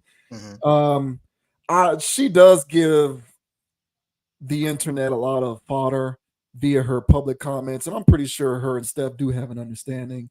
So I'm pretty sure behind closed doors, there's no strife there. It's more so, see, the thing about it is, and you hit on it somewhat.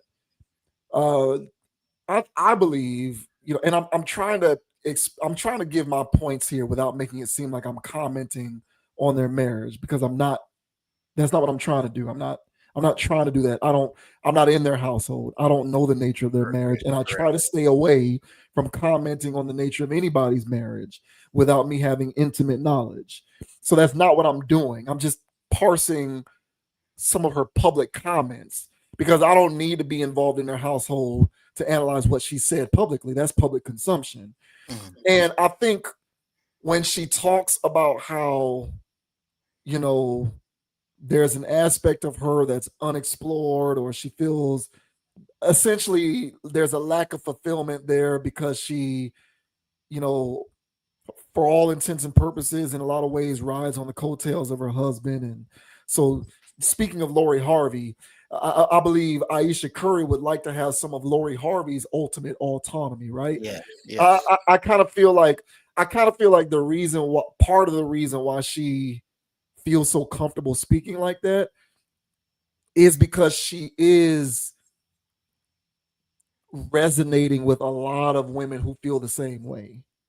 And so the question therein becomes, where did this thought process of being married and having a family and being the primary caregiver while you're married to a high profile guy such as him, at what point did that become synonymous with me not being fulfilled, or not being able to contribute, or not being able to do anything that I get to maintain any control of, so that I can contribute in my own meaningful ways?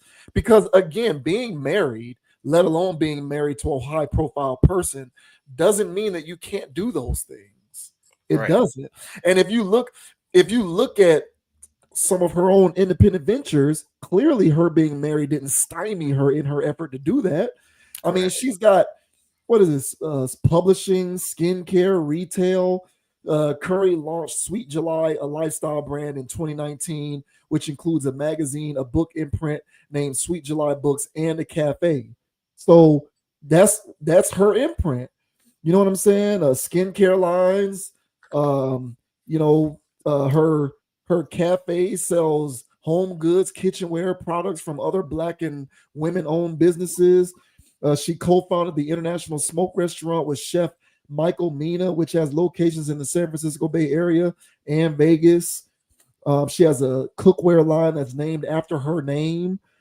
She co-founded the Napa Valley-based wine brand Domaine Curry in 2015, which was later sold to alcohol giant Constellation. Pretty sure she made a decent chunk of change off of that. She's the best-selling author of 2 cookbooks and has hosted her own television shows and cooking series on the Food Network. So, she's got a lot going on. And presumably her being married to Steph didn't stop her from doing any of that. No, so if anything, it helped her. Right. So the fact that in light of all of that, she can still comfortably make comments about how there's some disillusionment with respect to her being a married woman, to me, comes from the fact that at this point, she isn't really speaking. I don't believe she's speaking for herself anymore. I think she's speaking for the litany or the legions of other women who feel like marriage and being a mother is an inherent constraint. Which is wild. It is wild, but and why? Like, why is marriage and family to some, not all, but to some women, an inherent constraint? Like, are you competing with, you know? And again, man, I said this last time we talked about the WNBA. I think one of the issues that the WNBA has is that the WNBA doesn't know who it wants to be. Instead of trying to figure out a way for it to exist in and of itself, it spends far too much time comparing itself to men in the NBA, which is a defeatist mentality, and it's a losing battle. If you're constantly comparing yourself to men in the NBA, you'll never be able to figure out the best ways to maximize what it means to be the WNBA by itself. And like, the only way that I can sort of gather why someone would believe that being married and being a mother is an inherent constraint is if you're juxtaposing it to the reality of a man who's not adhering to the same roles as you within a family construct. Mm-hmm. So I believe she's speaking to that contingent of people.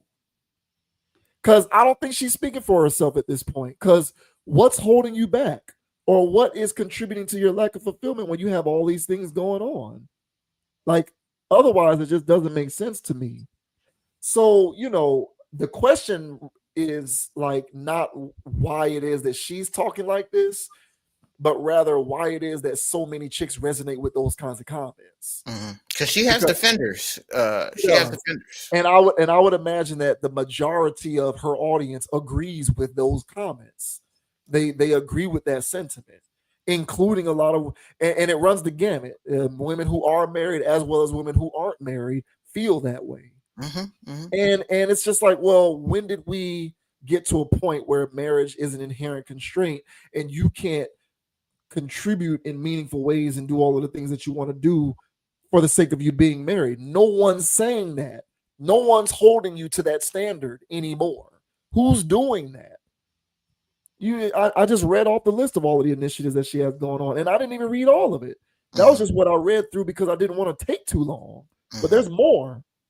So, you know, she's doing these things, and yet she still talks like that. To me, it's a diametrically opposed thought process as far as I'm concerned.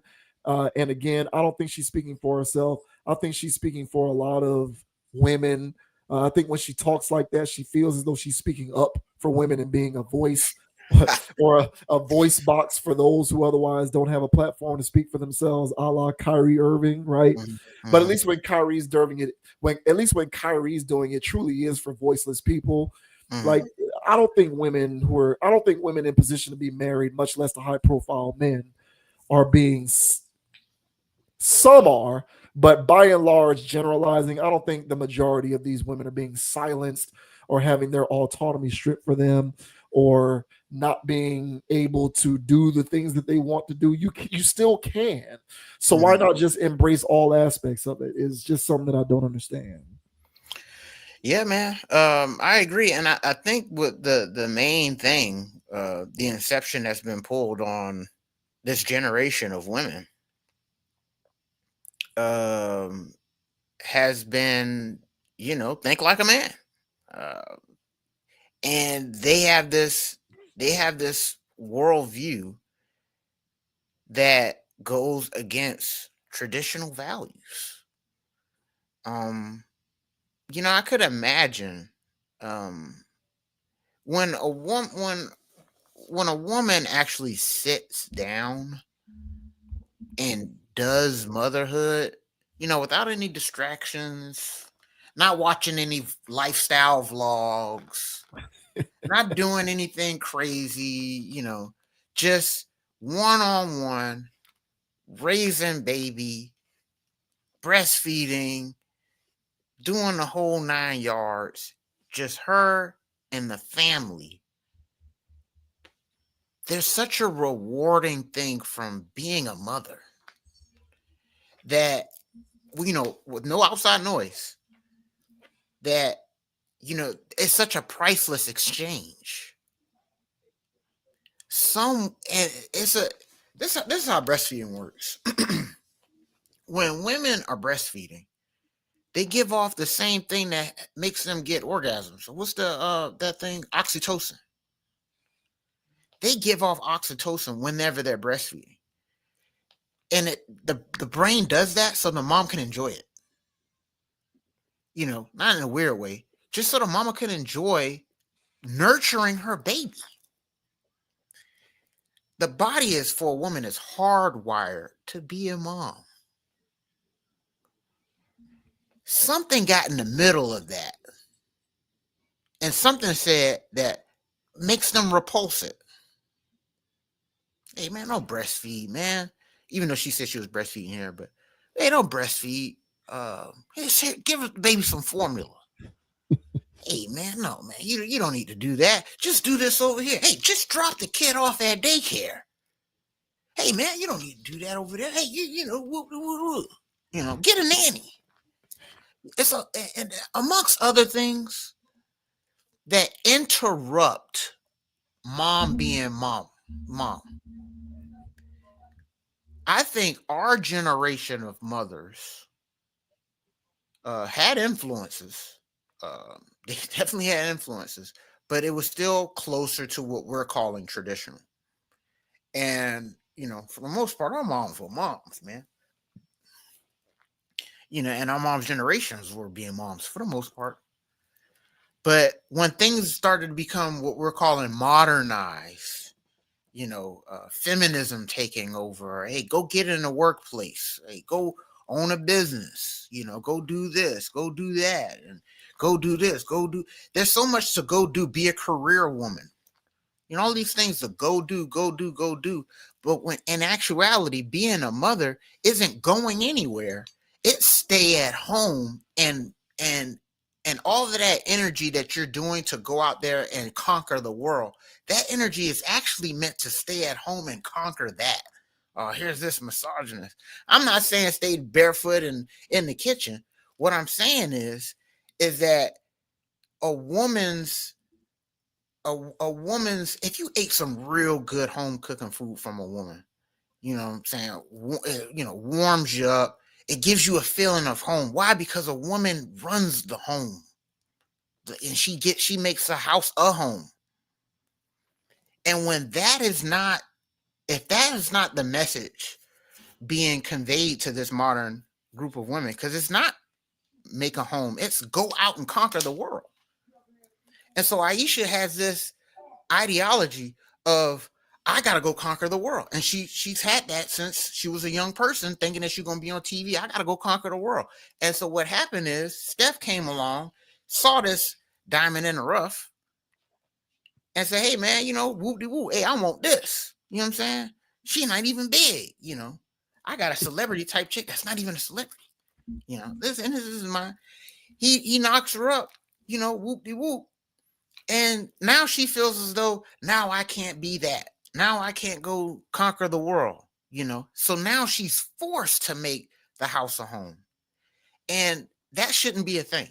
So all that stuff to say is that a lot of modern women have been conditioned and been taught that they don't have to make a home, that they can go buy a home. They can go buy a house. They can go buy this. They can go buy that, but they ain't got to do nothing themselves. And I think that's the crux of why we're having so many women nowadays that feel as though they're being marginalized by doing what they're ordained to do. Hey, look, ladies, I don't like having to constantly provide and run out there and do all this stuff. And hey, man, all these things, like there's a lot of stuff that men don't really feel like. Men just be wanting to chill too, or do whatever they want. But if you have a responsibility, you got to do stuff that's outside of your comfort zone in order to make your house a home.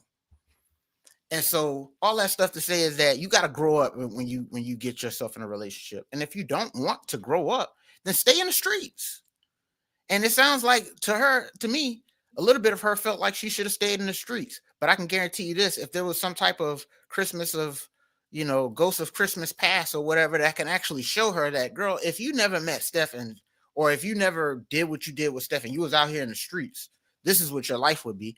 I can guarantee you her seeing that and experiencing that for a little bit and going, you know what? I want my babies back. Give me back my 4 kids. And it's like, exactly. And that's the sacrifice you have to make in order to have something that you really want, because you don't want to be out there in the streets. Trust me, it's cold out there. So, but yeah, it sounds good on paper for her to be speaking for the voiceless, as you mentioned, but those women don't even know what they want, because when they get those things, trust and believe that there's still going to be a sense of cold that they can't even figure out where this is coming from. And it's because they don't have a man, and it's because they don't have that home that they're supposed to be, instrumental in building. So yeah, man, I think this is a larger conversation that, yeah, she is speaking for a lot of people out here that feel the same way. And I agree with you. Where does it come from? Me personally, I think it came from all the content that's been out here. Yeah. No, I agree. I just don't think that marriage is an inherent constraint. That'll be that's my main takeaway. It's not an inherent constraint. Like, there's no law saying that because you got married or had a family that you are now disqualified from, pursuing your life's ambitions. Now, of course, it's going to be harder to pursue those life's ambitions because, having children does mean that there's a commitment that you have to maintain there. Like, you can't just have kids and not commit to raising them. That's insane. So it's not as easy to pursue your life's ambitions when, you do become a mom.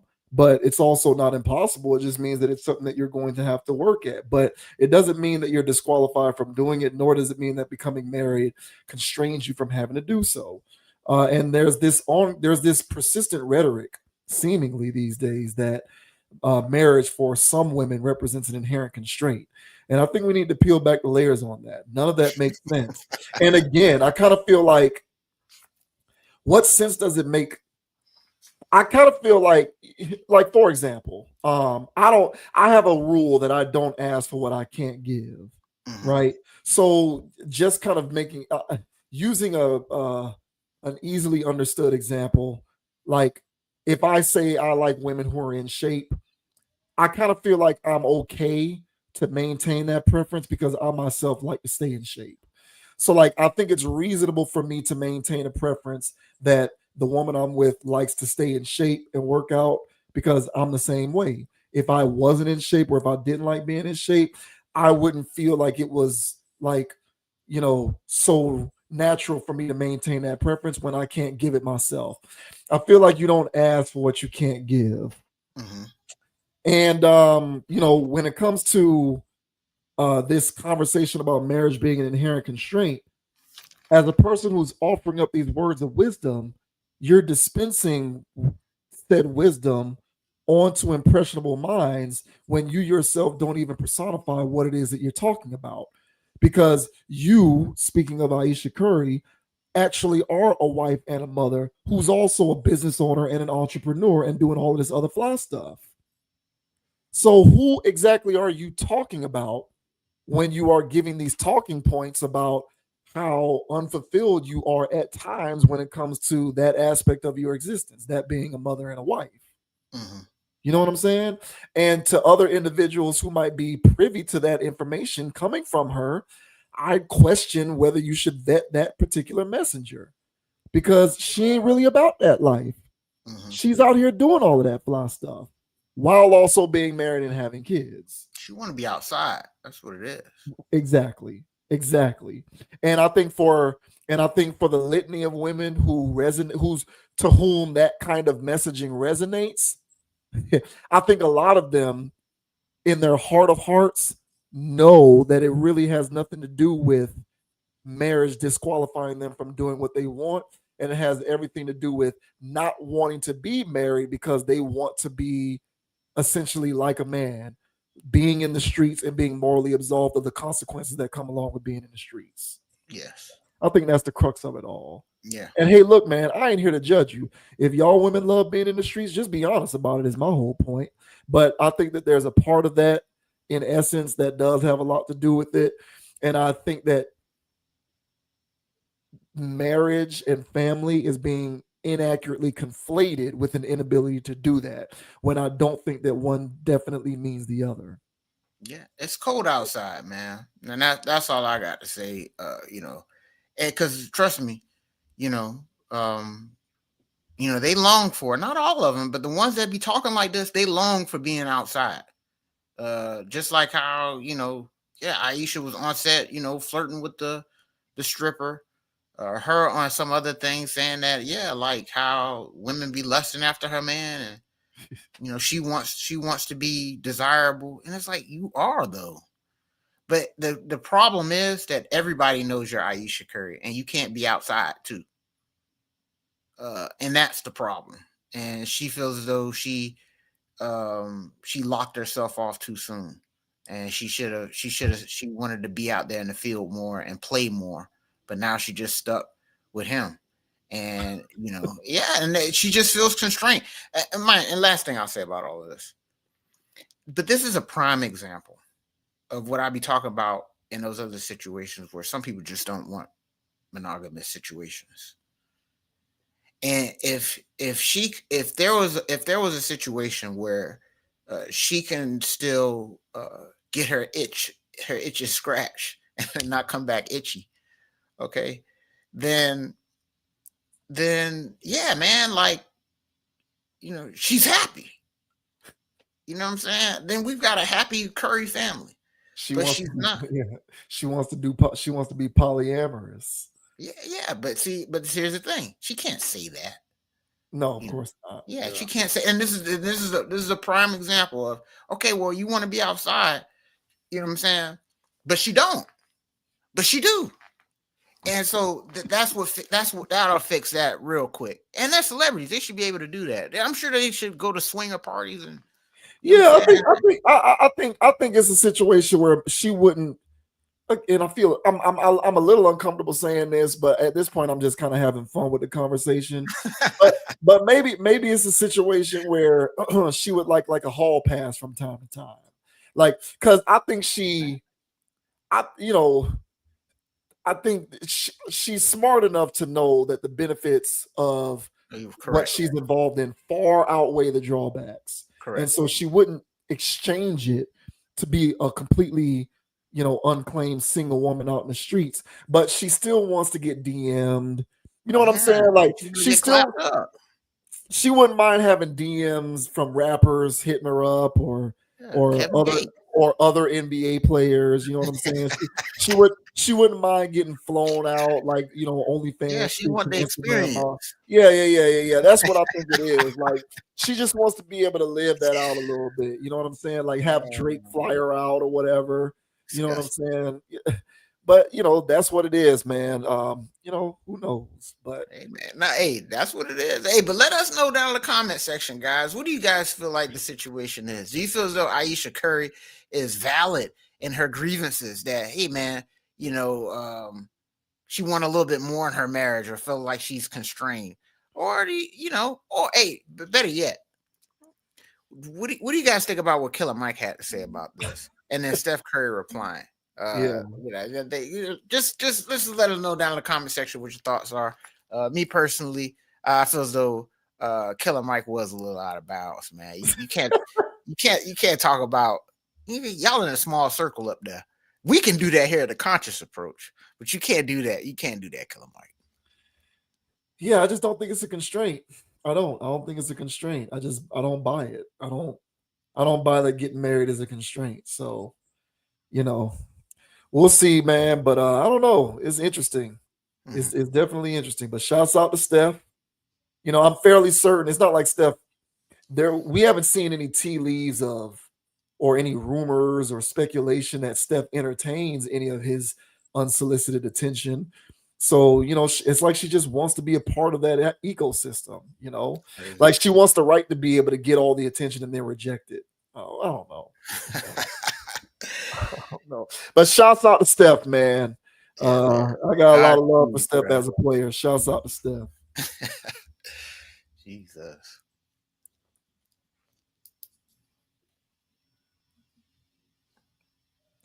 And now we move on to Lizzo, who has comments about the sampling laws in the music industry being racially targeted towards black art. Lizzo, who was on, what was she on? I think she was on $1 Million Worth of Game with Willie the Kid and Gallo. And they got on to they routinely talk about the music industry on that show with their guests. Lizzo was a guest on the show, and they got onto the subject talking about sampling. And Lizzo talked about how she believes that the rules or the laws behind sampling stifle black art, and she believes that it's racial in nature and it's meant to silence black art and all of this other stuff. So we'll touch on what Lizzo, who is a friend of the channel, by the way. She is. Lizzo is a friend of the channel. We'll touch on what she had to say about how she feels about sampling laws. So this says Lizzo blasts sampling laws as racially charged policing of black creatives. Lizzo was the most recent guest on Gilly and Wallow's $1 Million Worth of Game podcast, which eventually touched on themes of black art and its existence under much older entertainment industries. At one point in the conversation, she brought up the integral hip-hop art form of sampling and how copyright laws and other regulations serve to hinder black expression rather than protect it. Specifically, the My Face Hurts from Smiling singer and Femc evoked rap's history to make her point. Lizzo brought up Biz Marquis's issues with sampling and how his album disappeared from store shelves due to the Alone Again dispute and the earlier origins of sampling in hip-hop. The first time people started sampling was who? It was rappers in the 80s and 90s. They were sampling records because they didn't have access to big studios. They didn't grow up learning how to play bass and stuff like that. They created the genre of hip hop through sampling records in their parents' vinyls and stuff. There were no sampling laws back then. It was a free-for-all. So they was just outside, just like, okay, this just is what it is. And then hip hop was born, and it was this beautiful thing. I just feel like the theft of it all, putting theft on black culture, that's the part that kind of turns me off. Hip hop's medium was sampling. Sampling is a black art that bred hip hop. Hip hop was born from sampling, and now sampling is synonymous with theft. The origin of sampling laws were racially motivated to me because it was policing black art. Elsewhere, though, Lizzo is diving deeper into her big hip-hop bag. She will be one of many big guests on the upcoming album from Cardi B, Am I the Drama? It comes out in just a few hours on September 19th. So there you go. So what do you think about what Lizzo had to say about sampling laws, policing black art, and essentially, stifling black creatives because hip-hop is sampling? Or rather, sampling is hip-hop. I think that it's an interesting angle. I haven't heard that part about that's why they sampled, but it kind of makes sense. I guess I can rock with that if that's why they were originally sampling, and if it was a free for all kind of number, I can also see that because that's pretty much what the mixtape era was, where people just taking other people's beats and using it for fair use in a way. So I can see that actually being the reasons why, but it's not. It may have been a direct situation where it's like, yeah, we're just black creators, let's just marginalize them. It could have been that, but I think what it really is that corporate, it always goes back to corporate stuff, man. And I feel as though that the corporate model saw that, well, we own this. And if you guys want to start doing this, well, then we're going to get paid for it. And I'm pretty sure it didn't hurt, if they were racially motivated people that were saying that this is our stuff. I'm pretty sure it didn't hurt that they were black people. But for the most part, it was like, no, this is ours. So if you want to use 10 seconds of this or 5 seconds of this or any part of it, you're going to pay us for it. The part about sampling that I didn't like was just the flat out, just, gating it. Like you can't even use this unless you pay an arm and a leg. And it's like, it's not that serious. I feel as though it should have been like some type of flat rate type of situation or whatever. But be that as it may, I think this was more of a corporate situation. And then you go, oh, well, you always want to blame corporation. But here's the thing about corporations. Well, corporations are always they're always the ones doing it, though. Yeah, but here's the things about corporations. Here's the thing about capitalism.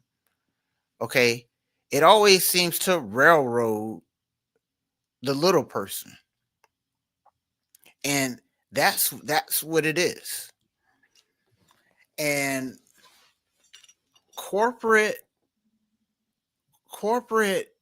capitalistic cultures can only exist with slave labor, extremely cheap labor, which is basically slave labor. And that's what this country was built on. That's what makes it run and operate. Here's the sick part.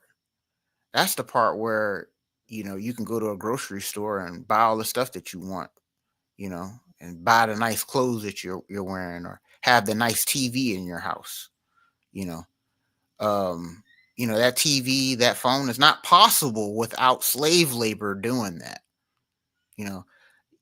There's an article in your home, whether it's technology, clothes, or something like that, jewelry, where somebody either lost a limb or a life getting that piece for you. So here's what I'm really trying to say is that when Lizzo sits here and says that this is marginalizing Black people and it's doing that, and it was corporate interest trying to do that. Now, yeah, fair, but that's what the beast does. The beast does that, and it doesn't really care per se about race per se. Okay, I think in this context, if this is spilling out how she was saying that, it was like a groundswell where so many people were doing it. These corporations always adjust, and once they see what's going on, oh, that's what y'all doing. Well, how can we make money off of that? And they adjust it accordingly. Now, if they wanted to get weird with some of the rates because the artists were Black, that's not what Lizzo said. So if that's what was going on, I wouldn't be surprised either, because guess what? The name of the game is capitalizing.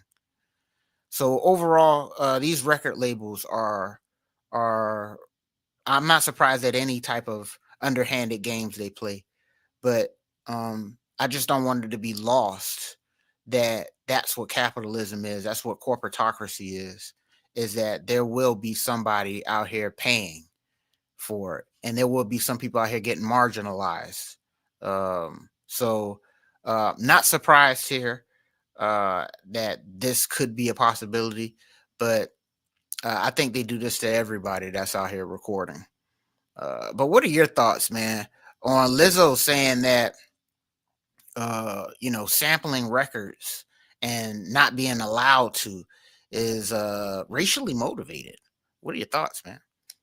Yeah, I don't agree with that part. I agree with everything up until the part about it being racially motivated. It just so happens that the majority of hip hop artists are Black, so optically it looks like it's racially motivated. But I do think that it's just a capital. I think that this is business. It's a capitalism. It's economics. Whenever a corporate entity sees that something is performing at a particular level, it's going to figure out a way to seize it and capitalize off of it. I don't know if too many of the younger people remember this, but once upon a time, YouTube was an independent company. Prior to 2005, YouTube was just YouTube, and content creators could get on there and make videos and just kind of, it was a free for all. It was the Wild West. Yeah, people could do whatever they want on YouTube, and there were really no restrictions or anything like that. It was completely deregulated. And then Google showed up and offered those guys a few $1 billion to buy it. Who's going to turn that deal down? Now YouTube becomes a part of Google, and Google institutes all of its machine learning technology and its terms of service and its community guidelines. And now if you were a content creator who was doing well on YouTube, the very nature of what you were doing has fundamentally changed because they sold out to the large corporate giant. And now you have to either fall in line with what they say or quit. That's what being a part of a capitalistic infrastructure is. The music industry is no different. The only way that you are removed from that ecosystem is if you own your own studio and you have the means to create your own music to where you don't have to abide by any of those rules. But if you're going to be doing any record sampling, you're going to have to adhere to that. And everybody under the sun follows those rules. It ain't just black people. White artists have to do the same thing. So it impacted hip hop because hip hop uniquely was utilizing sampling perhaps more than any other genre of music. But was it a situation in which it was directly racially motivated? In my opinion, no. I think the music industry just did what it did because it was performing exceedingly. And so it's going to capitalize off of anything performing exceedingly so that it can eat off the top. I think that's just the way business works. And you know, back when I first started this channel, it wasn't a YouTube channel, it was a blog site. And I used to write these blog posts. And one of the blog posts that I wrote was, you know, why hip hop doesn't get mainstream success. And I wrote that post because I was responding to Diddy, who at the time was complaining about the Grammys. Diddy was basically saying the Grammys doesn't give us our respect. We should boycott. He was talking about hip hop boycotting the Grammys because the Grammys doesn't give us our respect as a genre, you know, blah, blah, blah, blah, blah. Diddy was basically complaining because he felt like hip hop didn't get his just due from the Grammys. And my retort to that was basically, he's right. The Grammys doesn't respect hip hop. And I believe the Grammys didn't respect hip hop because the Grammys like acknowledges like true artistry and instrumentation, because historically the institution of the Grammys was highlighting rock and roll and highlighting, you know, various other genres where people are actually vocalizing and playing instruments.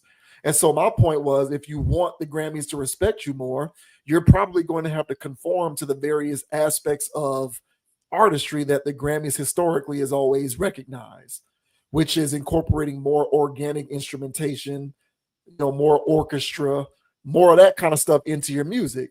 But if you continue to work with the beat machines and the Pro Tools and the sampling, you're probably going to continue to get the same perceived lack of respect. Does that make sense? So, and I'm not sitting here saying that there's no talent or artistry in hip hop. I'm not saying that. I'm saying that's the way the Grammys were looking at it, because you guys are you like, there's people over there playing the bass and playing the electric guitar and doing the drums and whatever else, harmonicas, cymbals, and they're actually laying down real vocals. They're not using voice machines.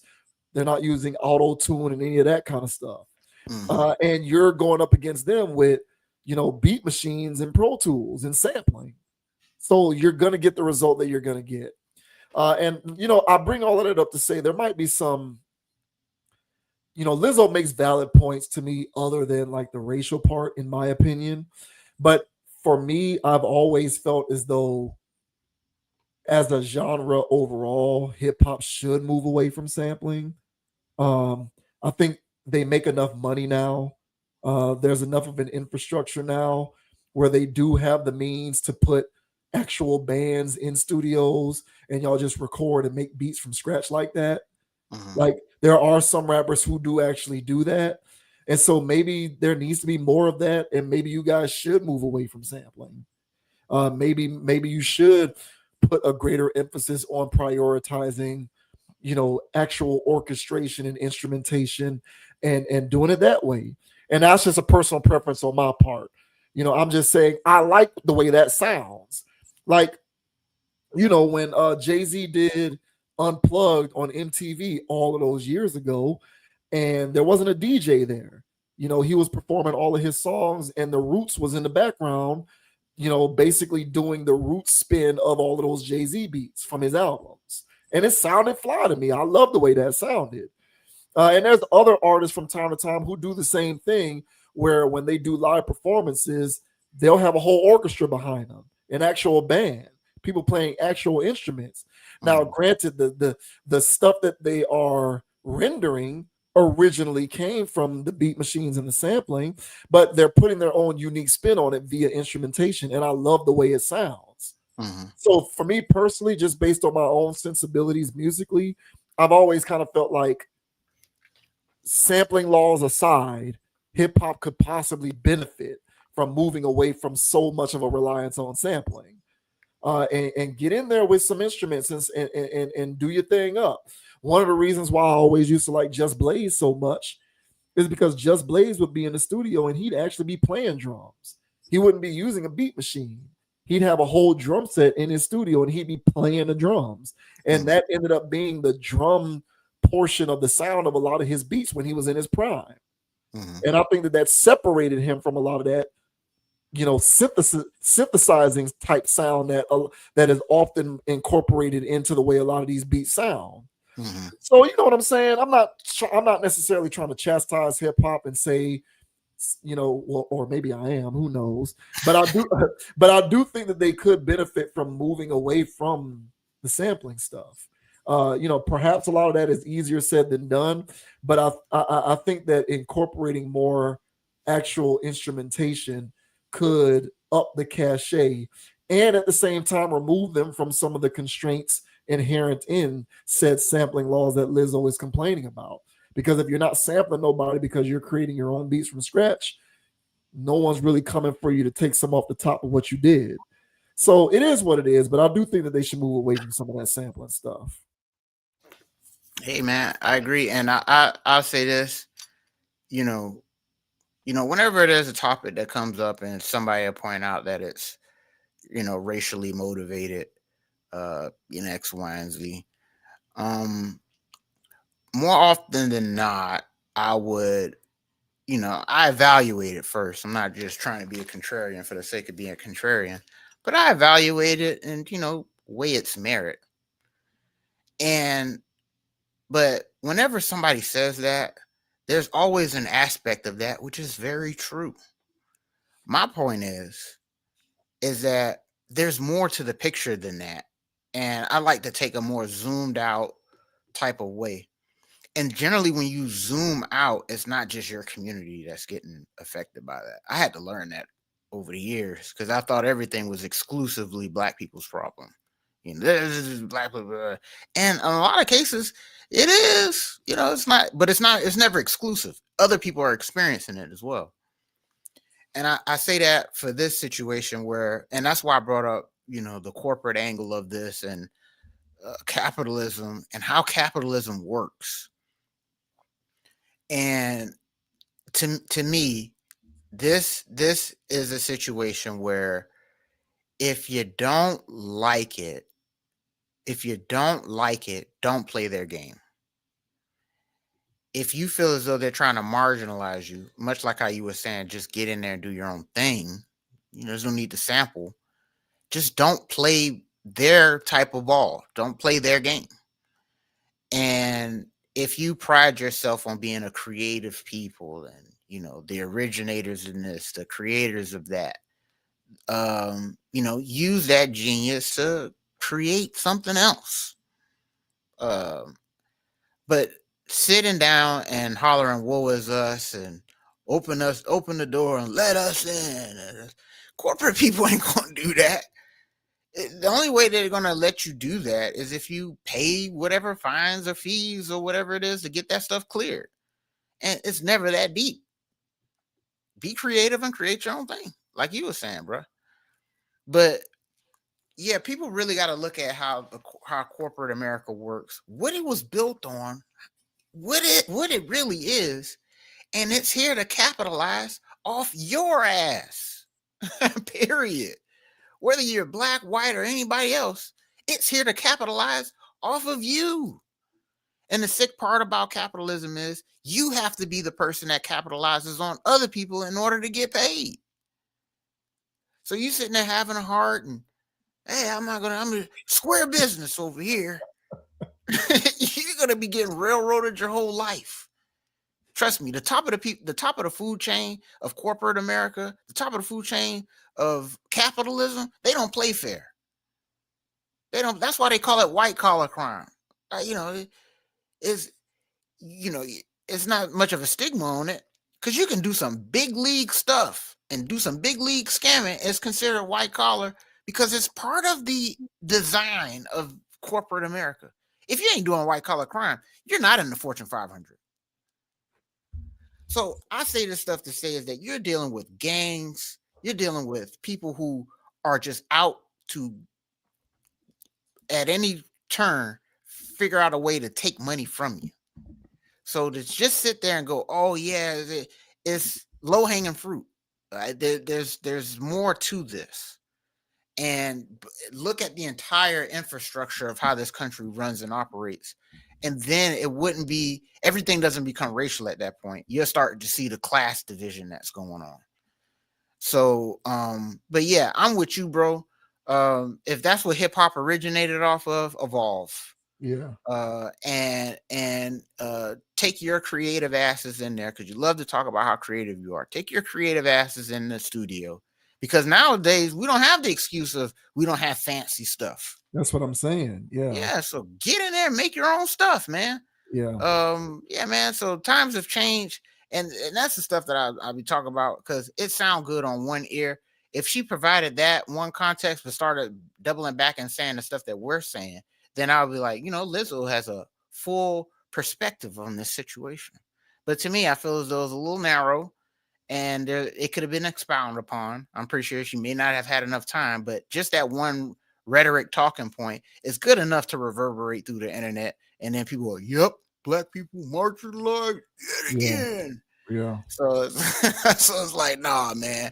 And wherever you think you're marginalized, there's another way to get out of it. So, but yeah, I hear what she's saying. I'm with you, man. But got to think outside the box in order to make sure that doesn't apply to the future generations.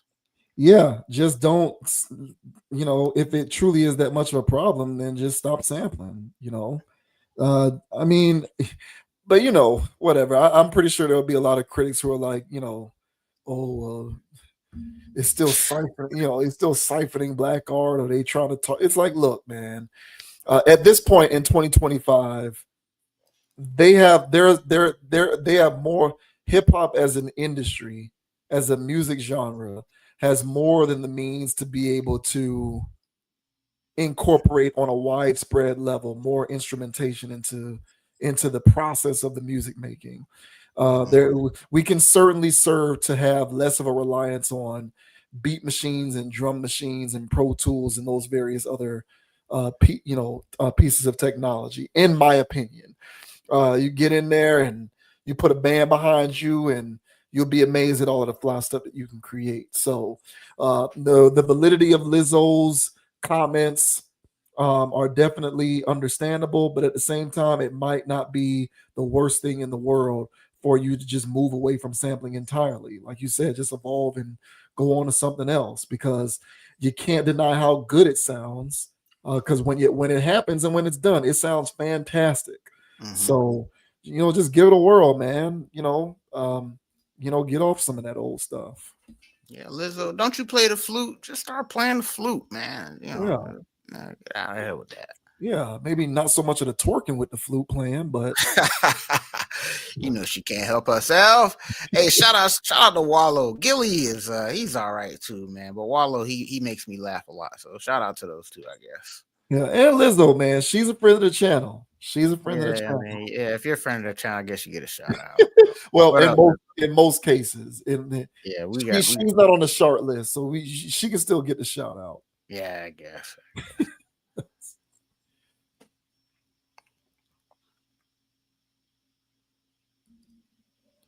Lastly, we touch on influencer Tabitha Brown. Now, I must admit, I had never heard of this woman. Of course, I don't spend too much time on Instagram or follow influencers very much, but apparently, this Tabitha Brown is a person who's like an entrepreneur influencer. Yes. She's routinely on Instagram and various other platforms, and she provides content that serves as an inspiration and various other practical pieces of advice for people in the entrepreneur space and people trying to venture out of the hamster wheel. And she recently made comments to her audience that she got backlash over.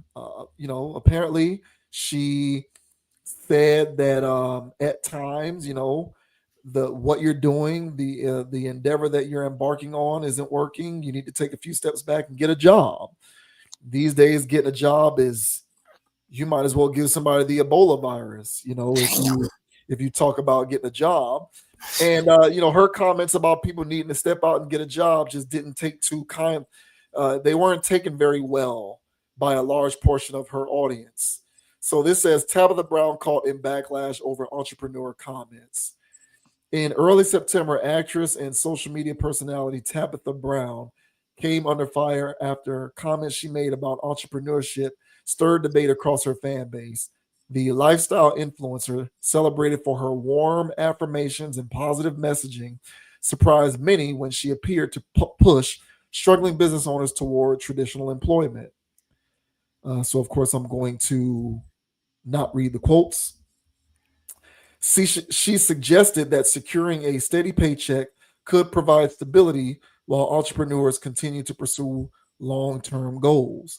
The remark quickly went viral, drawing strong criticism. Detractors argued that her words minimize the sacrifices many entrepreneurs make to keep their businesses afloat, especially in communities that face systemic challenges accessing resources. Some accuse Brown of undermining the very perseverance and resilience that shaped her own rise to success, noting that her career was built on persistence and the support of loyal online followers. To them, her blunt phrasing came across as dismissive and out of touch. At the same time, others defended Brown, interpreting her message as a realistic acknowledgement of economic pressures in a difficult climate. Rising costs and unpredictable markets, they argued, make it increasingly difficult for small business owners to survive without supplemental income. Supporters framed her advice as a reminder that temporary employment does not negate entrepreneurial ambition, but rather provides breathing room to continue building. Brown later clarified her intent, explaining that she was not discouraging entrepreneurship, but encouraging balance. Her comments, she insisted, came from a place of care, not judgment. The controversy revealed a deeper cultural divide over hustle culture and the meaning of entrepreneurship. For many, building a business represents more than a career. It embodies self-determination and resistance to conventional labor systems. Brown's suggestion to get a job, even if temporary, struck some as reinforcing traditional narratives that dismiss those aspirations. The incident highlights the challenges public figures face when offering financial or career advice. While Brown has long positioned herself as a source of optimism, her direct tone sparked a broader debate about privilege, practicality, and the pressures of modern entrepreneurship. So we're going to go ahead and get out of this, and then we're going to actually play what Ms. Brown had to say about people needing to get a job. So here's Ms. Brown saying, hey, maybe you should get a job. Oh, hold on. That this is not to discourage you, because I want us to be clear about that first. Okay?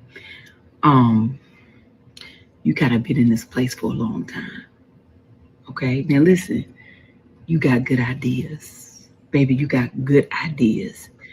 Your execution is not as good. Okay? Your follow through, not as good. The ideas though are great.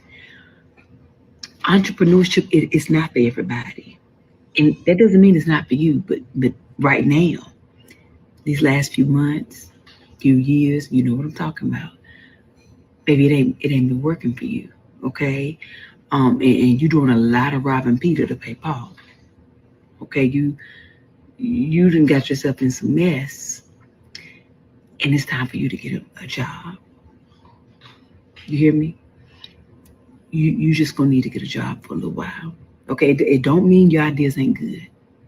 Okay, it don't mean that maybe one day you could be a good entrepreneur, but you have proven to yourself and everybody else that you owe money to.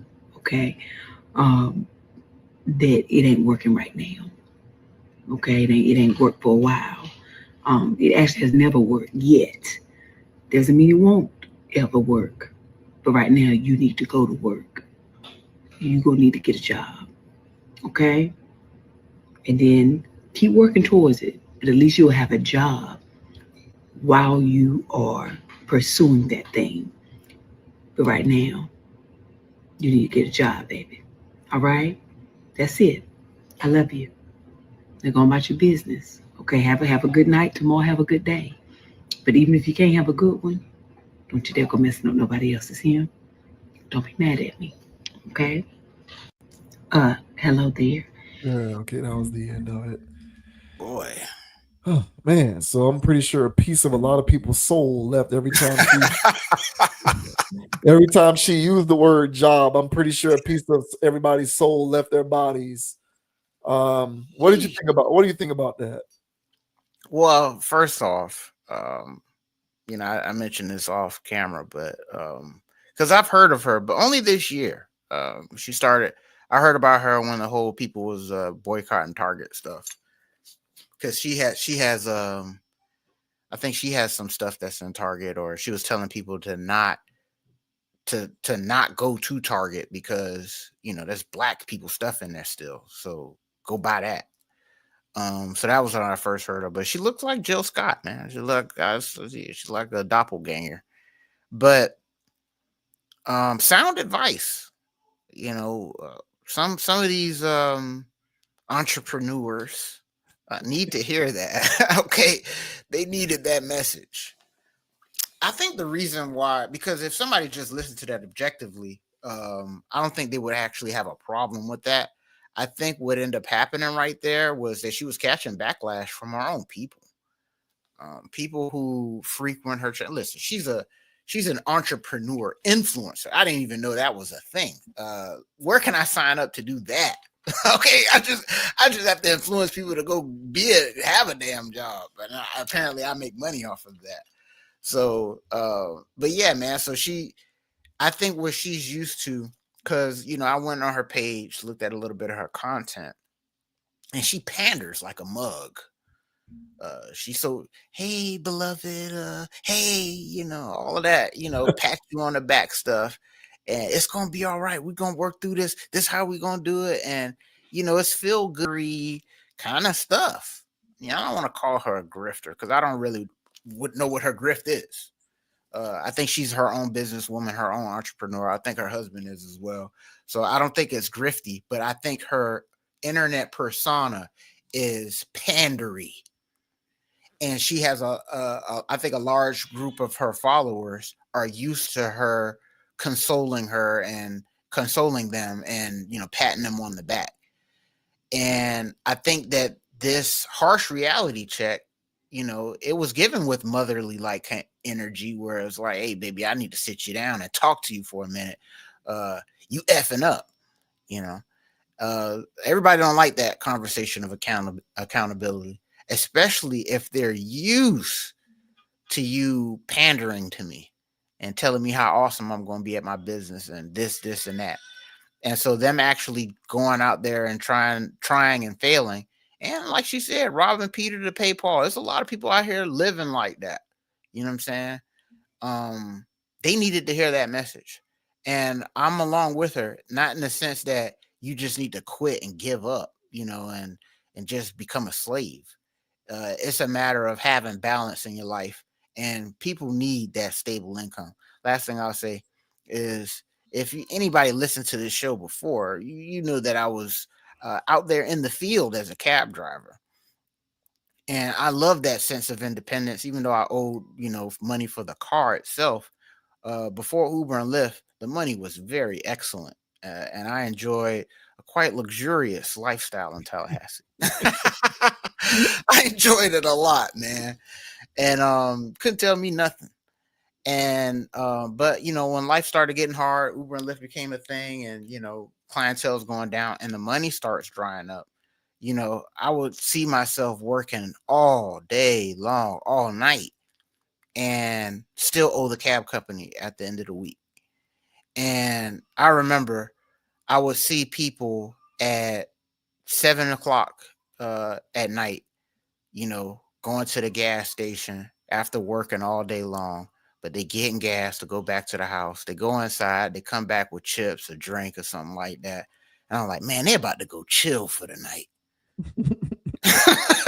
And I've been out here since they went to work. And I got to be out here all night and take these people home from the club. And I said, I want to go home and chill.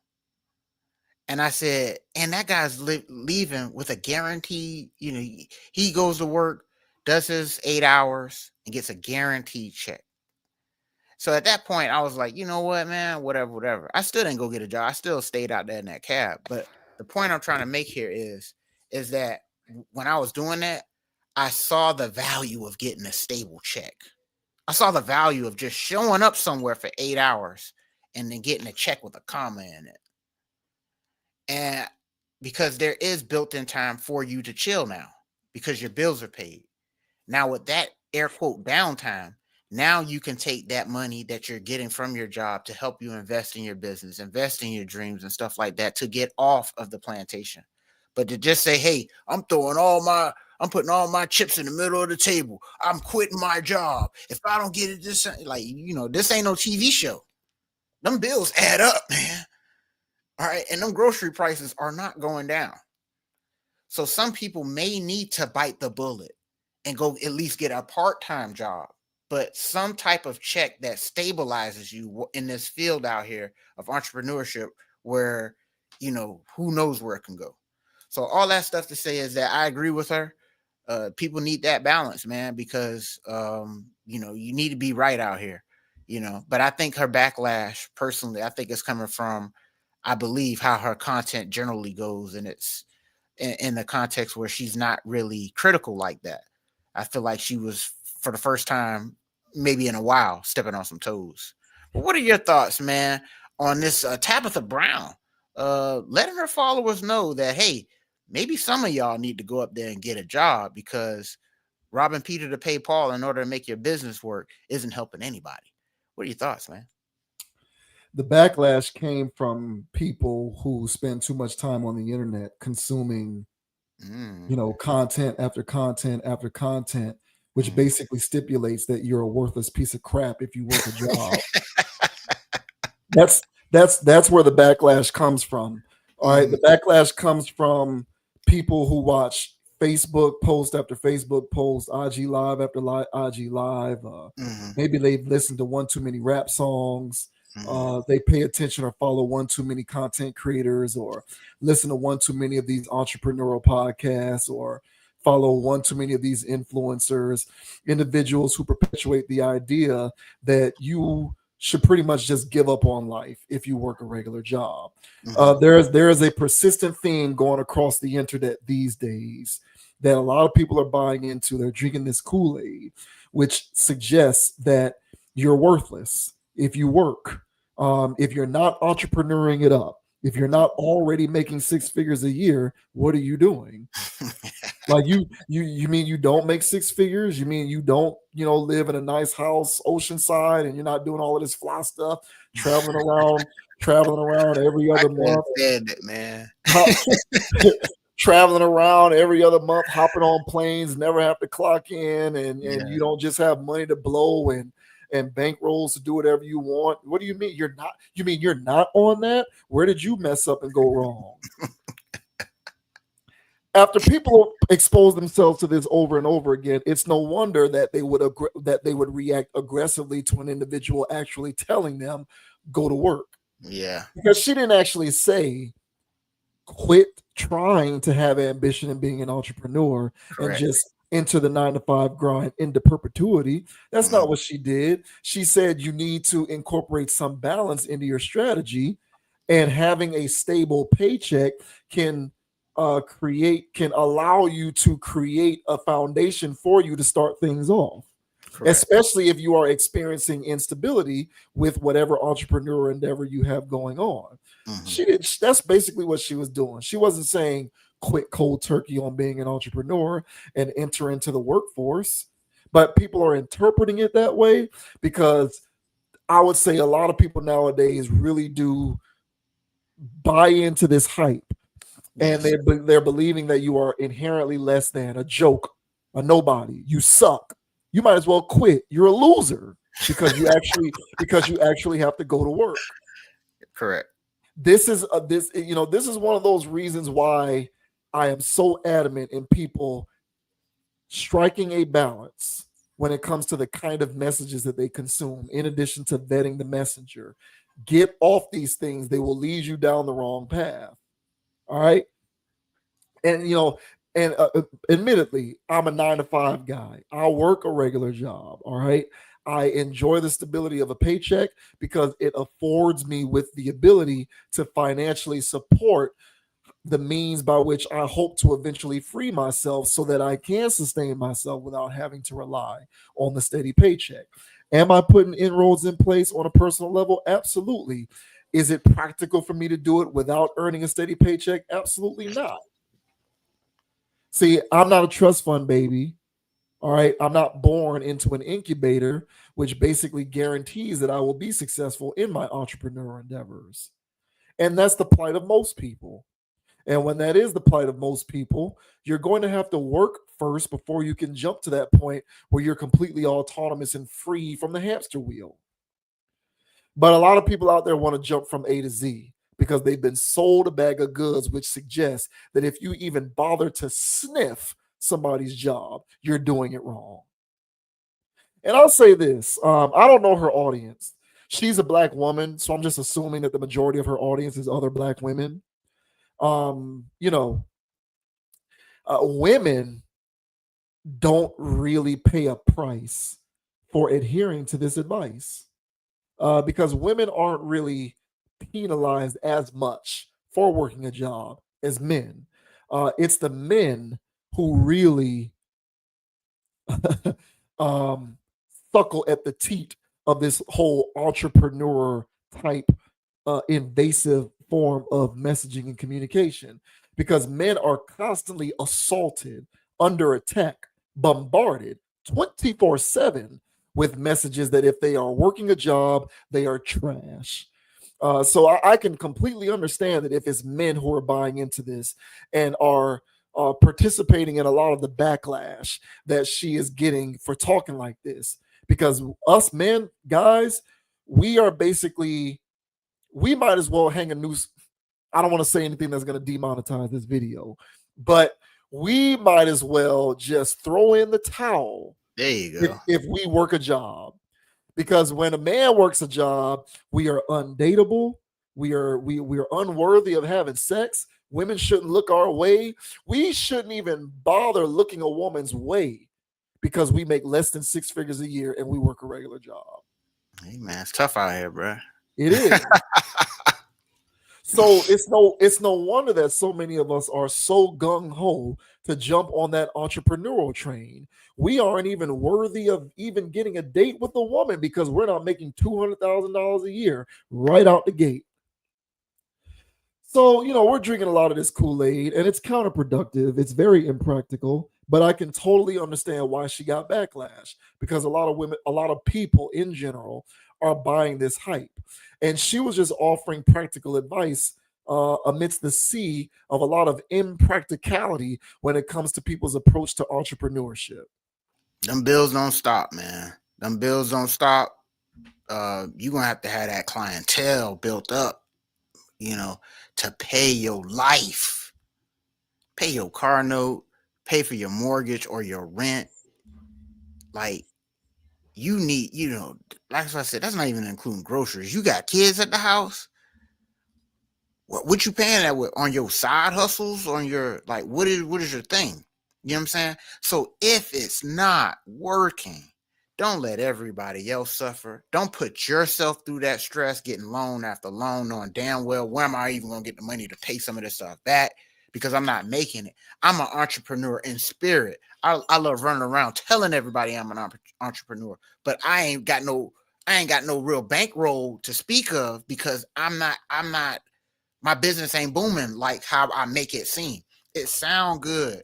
It sound in 2025, man, it sound good to say that I'm an entrepreneur. You know what I'm saying? And it does sound good, you know, but it also sounds like you're making enough money with your business to sustain a whole life. And right now with the way the economy's set up and how everything else is going right now, you're really going to have to be pulling it in. And some people ain't doing that. And my whole thing is that's okay. But hey, man, when like you said, man, when lifestyle content is king right now, and yeah, there's a ton of those influencers running around saying you ain't about nothing because, oh, I got this. And they love to say that I'm just an entrepreneur. You never even know what they do. Black-owned business. What's your business? Well, it's gotten more pervasive than merely identifying it as lifestyle content.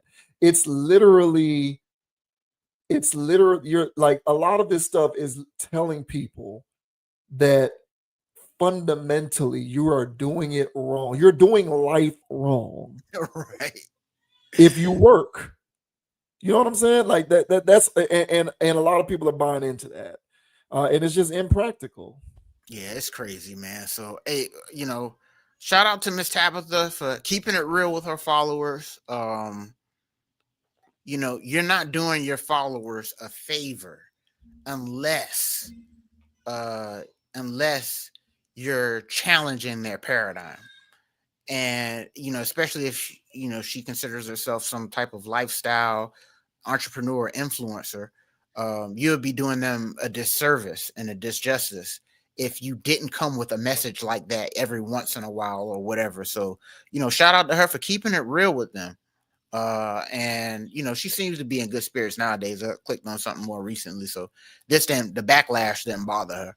So, but yeah, it was good. Somebody had to say it, and she got a lot of people following her, man. So, I'm glad the message reached the entrepreneurs out here. All right, so maybe they won't have some shame actually filling out an app nowadays. But yeah, shout out to Miss Tabitha for that one. Hey, look, man, it's no wonder there was an aggressive reaction to what she said. You know, if I am to believe what the internet tells me, as a man, because I work for a living, I am undesirable, I'm unattractive, I'm undateable, I'm unmarriable, I'm unfit to be a father. I am unfit to be a provider, to provide a lifestyle or an infrastructure or a foundation. I'm not worthy of, you know, I'm not worthy of sex. I can't earn sex, any of those things. I am unworthy of all those things because I work. And that's what the internet is telling people these days. So it's no wonder that that kind of stuff gets met with aggression. Don't tell me to go and get a job, because by telling me to go and get a job, you're essentially telling me to go be a loser. And you're telling me to go be a loser, and you're telling me to go and be all of those things that are the opposite of what I want. I want to be more desirable to women. I want to be dateable. I want to be viewed as a viable husband and father. I want to be viewed as attractive. I want to be viewed as somebody who can provide a stable foundation. And the internet is saying that if I work for a living, fundamentally, I'm disqualified from all of that. Crazy. So listen, the moral of the story behind a lot of this stuff, folks, get offline, unplug from the matrix. Don't listen to half of the stuff that you see and read, except when it comes from us. Exactly. Of course. Thank you. But get off of these platforms. Stop following these people. Stop following these content creators, these influencers. Stop drinking their Kool-Aid. They are bamboozling a lot of people. They're leading a lot of people astray. Shouts out to Malcolm X. To Ms. Brown, I think that sage advice is very practical. But these days, a lot of people want to throw practicality by the wayside and go for the gusto. Good luck with that, and let me know what your life looks like 5 years from now. Yeah, 1,000, man. So hey, shout out to Miss Brown out there, and shout out to all my entrepreneur Negroes out there, man. Keep doing y'all thing, man. And yeah, and don't be afraid and don't be ashamed. If you gotta even get yourself a part-time, man. Don't let all of these social pressures have you struggling so bad that it's irreparable. So yeah, man, do your thing out there. And if you are associating with or around people who are reinforcing a lot of those emotions, get rid of them.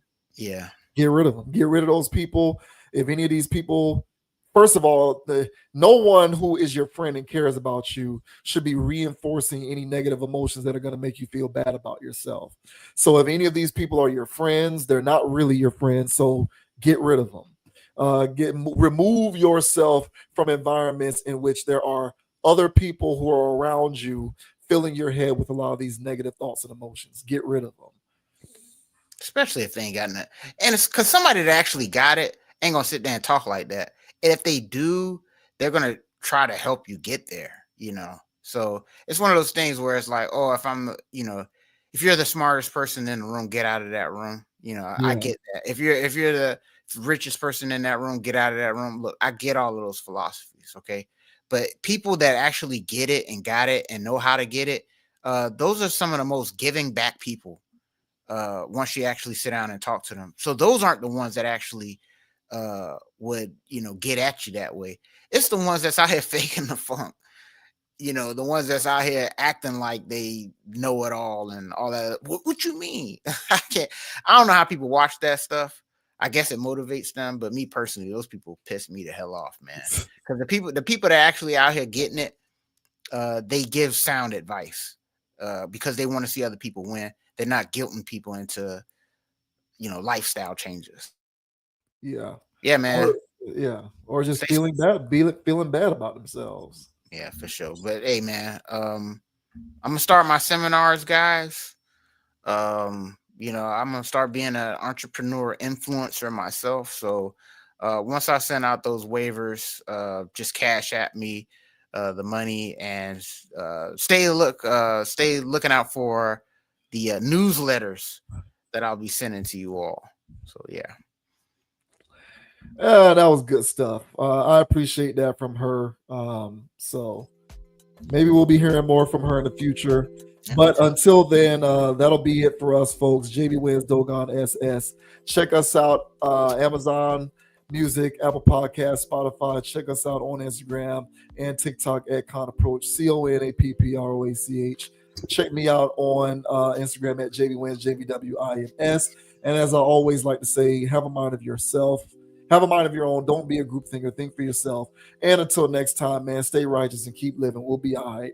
And stay away from all of those ridiculous lifestyle content creators. They're filling your mind with poison, and you should feel good about yourself, not bad. Yes, sir. Hey, and the name is Dogon SS, by the way. Skr.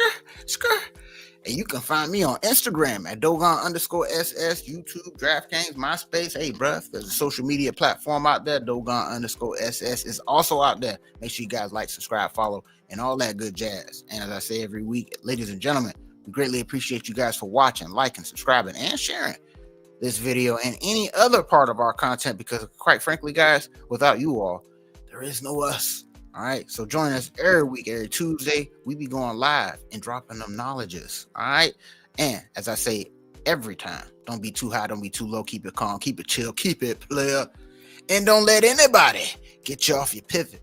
So until the next episode, which is next week, I still got more rings at Robert Ory. Go Canes. We'll see y'all next week. Yeah. Hey, holla at us, man. October 4th is starting to look like an epic showdown. Can't wait for that one. Yeah, we out. We'll see y'all later. Peace. Go Kirks. Man, you know you scared, boy. You saw that defense alive.